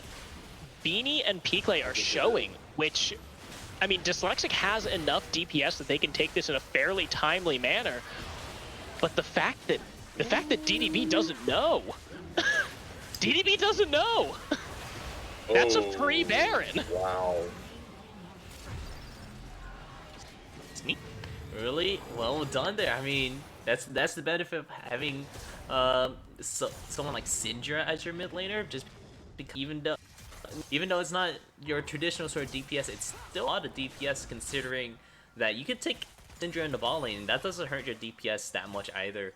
So still doing it fast enough, able to take that down. And now they have a Baron buff that they didn't necessarily have to fight anything for. They just have straight up more stats, able to push down some of these lanes as well. So if they can win out a team fight, we're going to be seeing some some objective taking. And Diana gonna pick up that Zhonya's Hourglass, and Lucian's gonna pick up his Collector as they return back to base. So a little bit more damage, a little bit more protection. Hopefully Diana be able to go in, get the engage started, and then hopefully withstand the onslaught that she had been dealing with early on. And now Dyslexic is here. Captain Whiff getting stunned up. A lot of damage. They are going to commit for this. Piklay coming in. The ultimate committed here. Dyslexic will use that new Zonya's Hourglass to keep himself alive. SJ Mac is coming in. He has the Paranoia. He's going to jump in onto Dyslexic. It's the battle of the auto attackers, and the Resurrect already popped here with the Guardian Angel. Damage coming through. Piklay jumps forward, but Pagans will find the kill onto Dyslexic. I Love Vid will go down as well. It's a 2-for-0. Pachyator takes some damage, but he's not dead yet. Two members backing the flash forward. Captain Whiff does not quite bite off more than he can chew. 30 seconds here for... Oh! What was that? Where did that come from? Pachyator's E. But watch out, Bubba Gumps. Pagans, he's dead. Bubba Gumps is gonna make two. Can he hit a Q? Hit a Q. Piklay, he hit a Q. Pachyator taking a lot of damage now. Beanie jumps forward, but watch out, Piklay. You're taking too much. Captain Whiff with the kill on him. Beanie now on the run. He has flash, he has heal, he has a lot of damage. Boy, howdy, that's a lot. Shut down here for Beanie. and this is an Ezreal taking pot shots at the enemy team. I apologize to all viewers of the stream who heard me say "boy howdy." It's okay. Beanie, he knocked up Mac. He has the paranoia. He's waiting for it, but he's shut down. He waited too long, and now the shutdown as Beanie 1v2s the man, the myth, the legend finds the ace, gives his team the Cloud Soul, and puts Cosmic Flow back into this game. I'm a beanie fan, I gotta say. I really do beanies. You know, hats are cool and all, but beanies are where it's at. Beanie is in. The team's going to get soul point after that. And Beanie's saying, get in the backpack. I am carrying you guys to the finish line. The E into the bush so then SGK Matt couldn't hit his ulti on him. Beautiful. And then he just bursted him down. That was... Oh, God, I am very, very much a Beanie fan after seeing that. And he's just a sub. He's just a sub. Rex, you sound Are you like you kidding need me? to This take is a no cold joke. shower This after man is this a game. bomb. Someone sign him right now. Someone sign him to a team right now while Rex, man, go take a cold shower, buddy. Okay, it's just all right. I'll calm down. Okay, what do you guys think the we have Ishan got his item upgraded. What do you think that one's called? Oh, I used to know what the old one was called.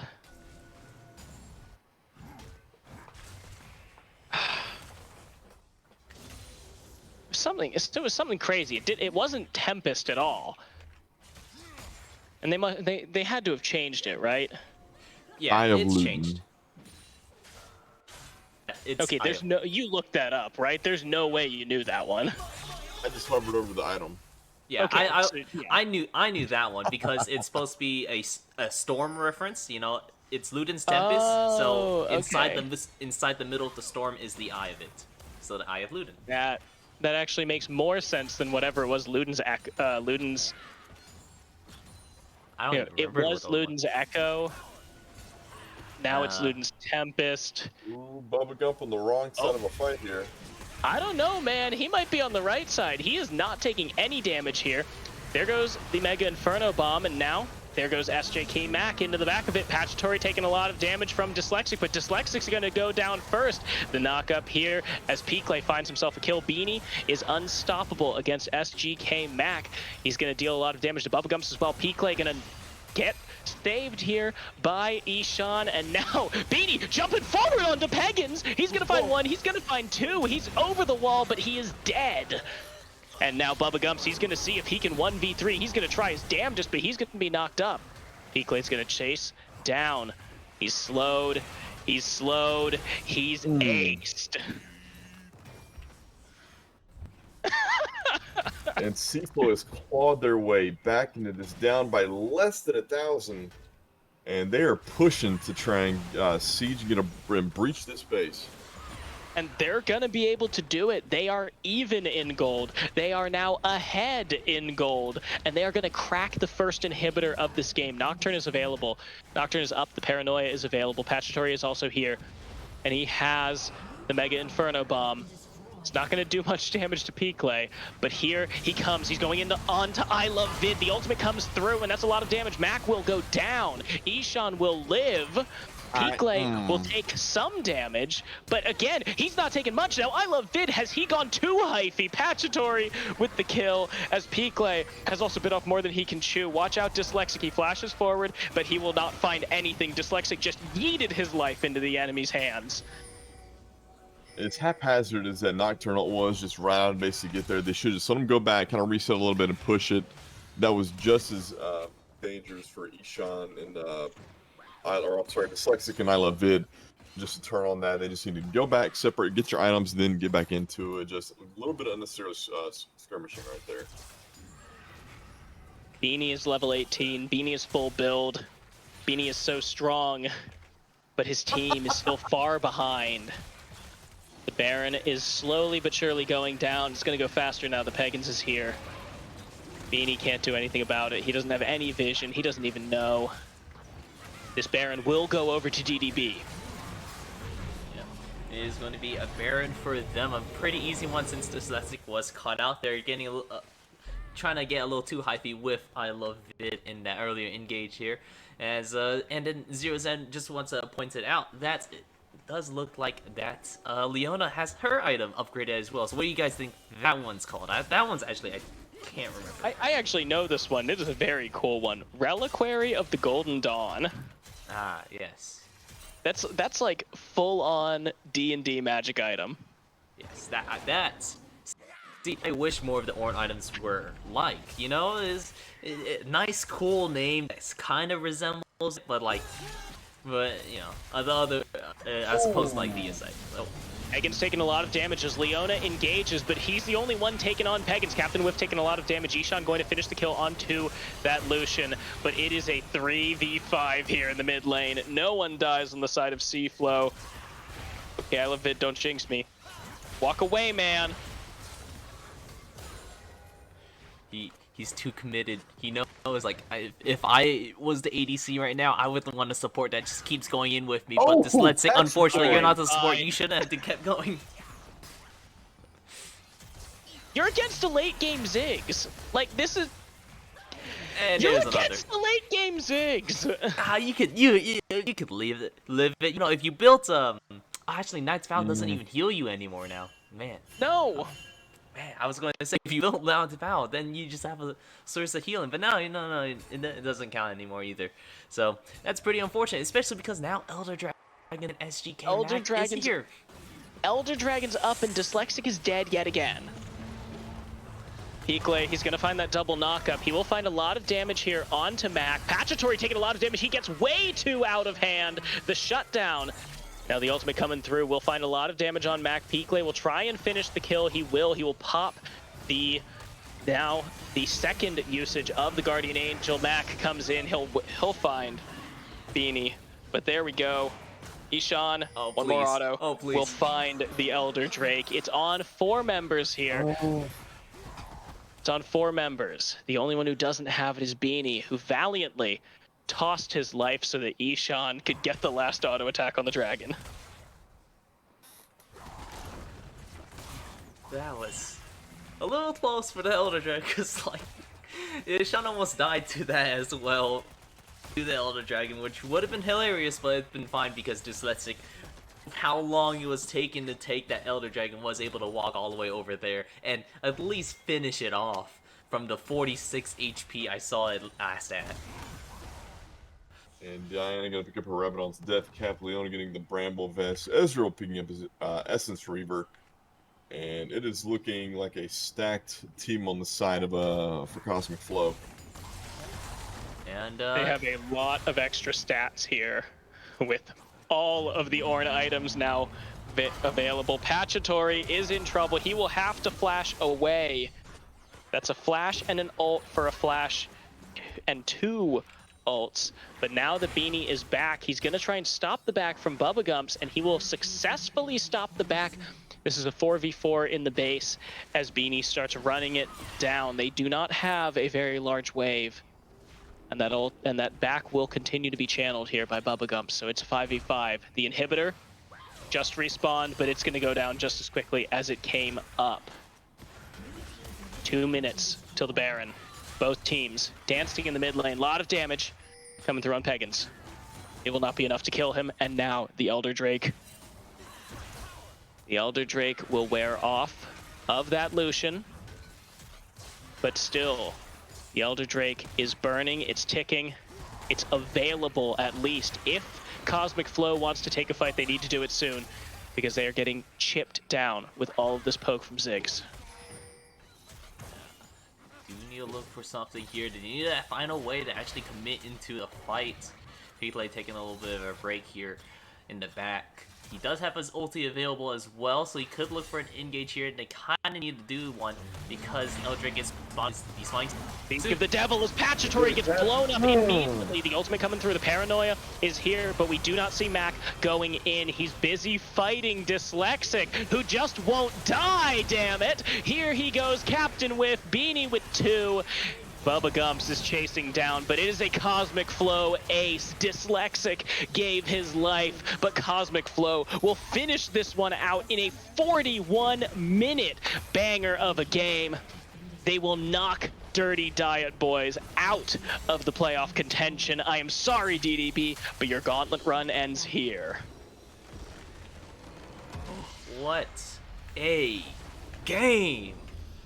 Absolutely, just a really great display from both sides. Honestly, I feel like that was a great display from both teams so far.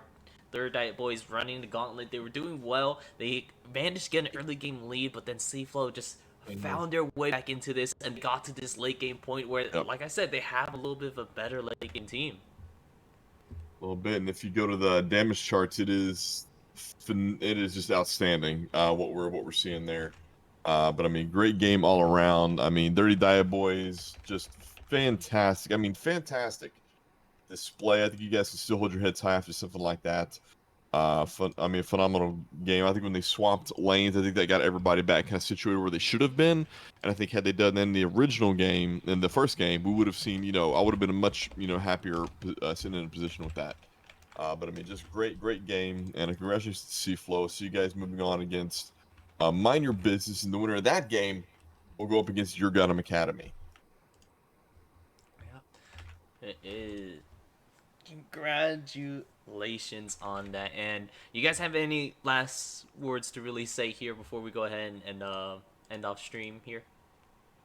No, this was such a close pair of games. Cosmic Flow pulled ahead, kept the lead, played it clean, ended out game one, but this game, back and forth, fighting tooth and nail, defending for your last breath for every single objective, every single fight that was taken. Cosmic Flow, you definitely earned this win. Yep. Thank you, DDB, for putting up such a fight. But Cosmic Flow, they have avenged last-minute goons. They will go forward and carry this one with their heads held high as they go into next week, on Saturday's game against Mind Your Business. Yep. So we're going to be ending off the stream here with a little bit of a host. We do have yet another game going on right now. Actually, what is it? Well, man, I didn't even tag him. I am terrible at my job. We have the Degenerate Esports Exiles versus the Ice Cold Beverages being played right now over on the Agent A2 channel, hosted by What Too Pretty and, of course, Agent A2. Really good games so far, so let's just go ahead. I'm going to pull up the end stream and then do /host for A2. And, well, see you guys soon. Or see you guys Thanks, later. everyone. Yeah, bye-bye. Yeah.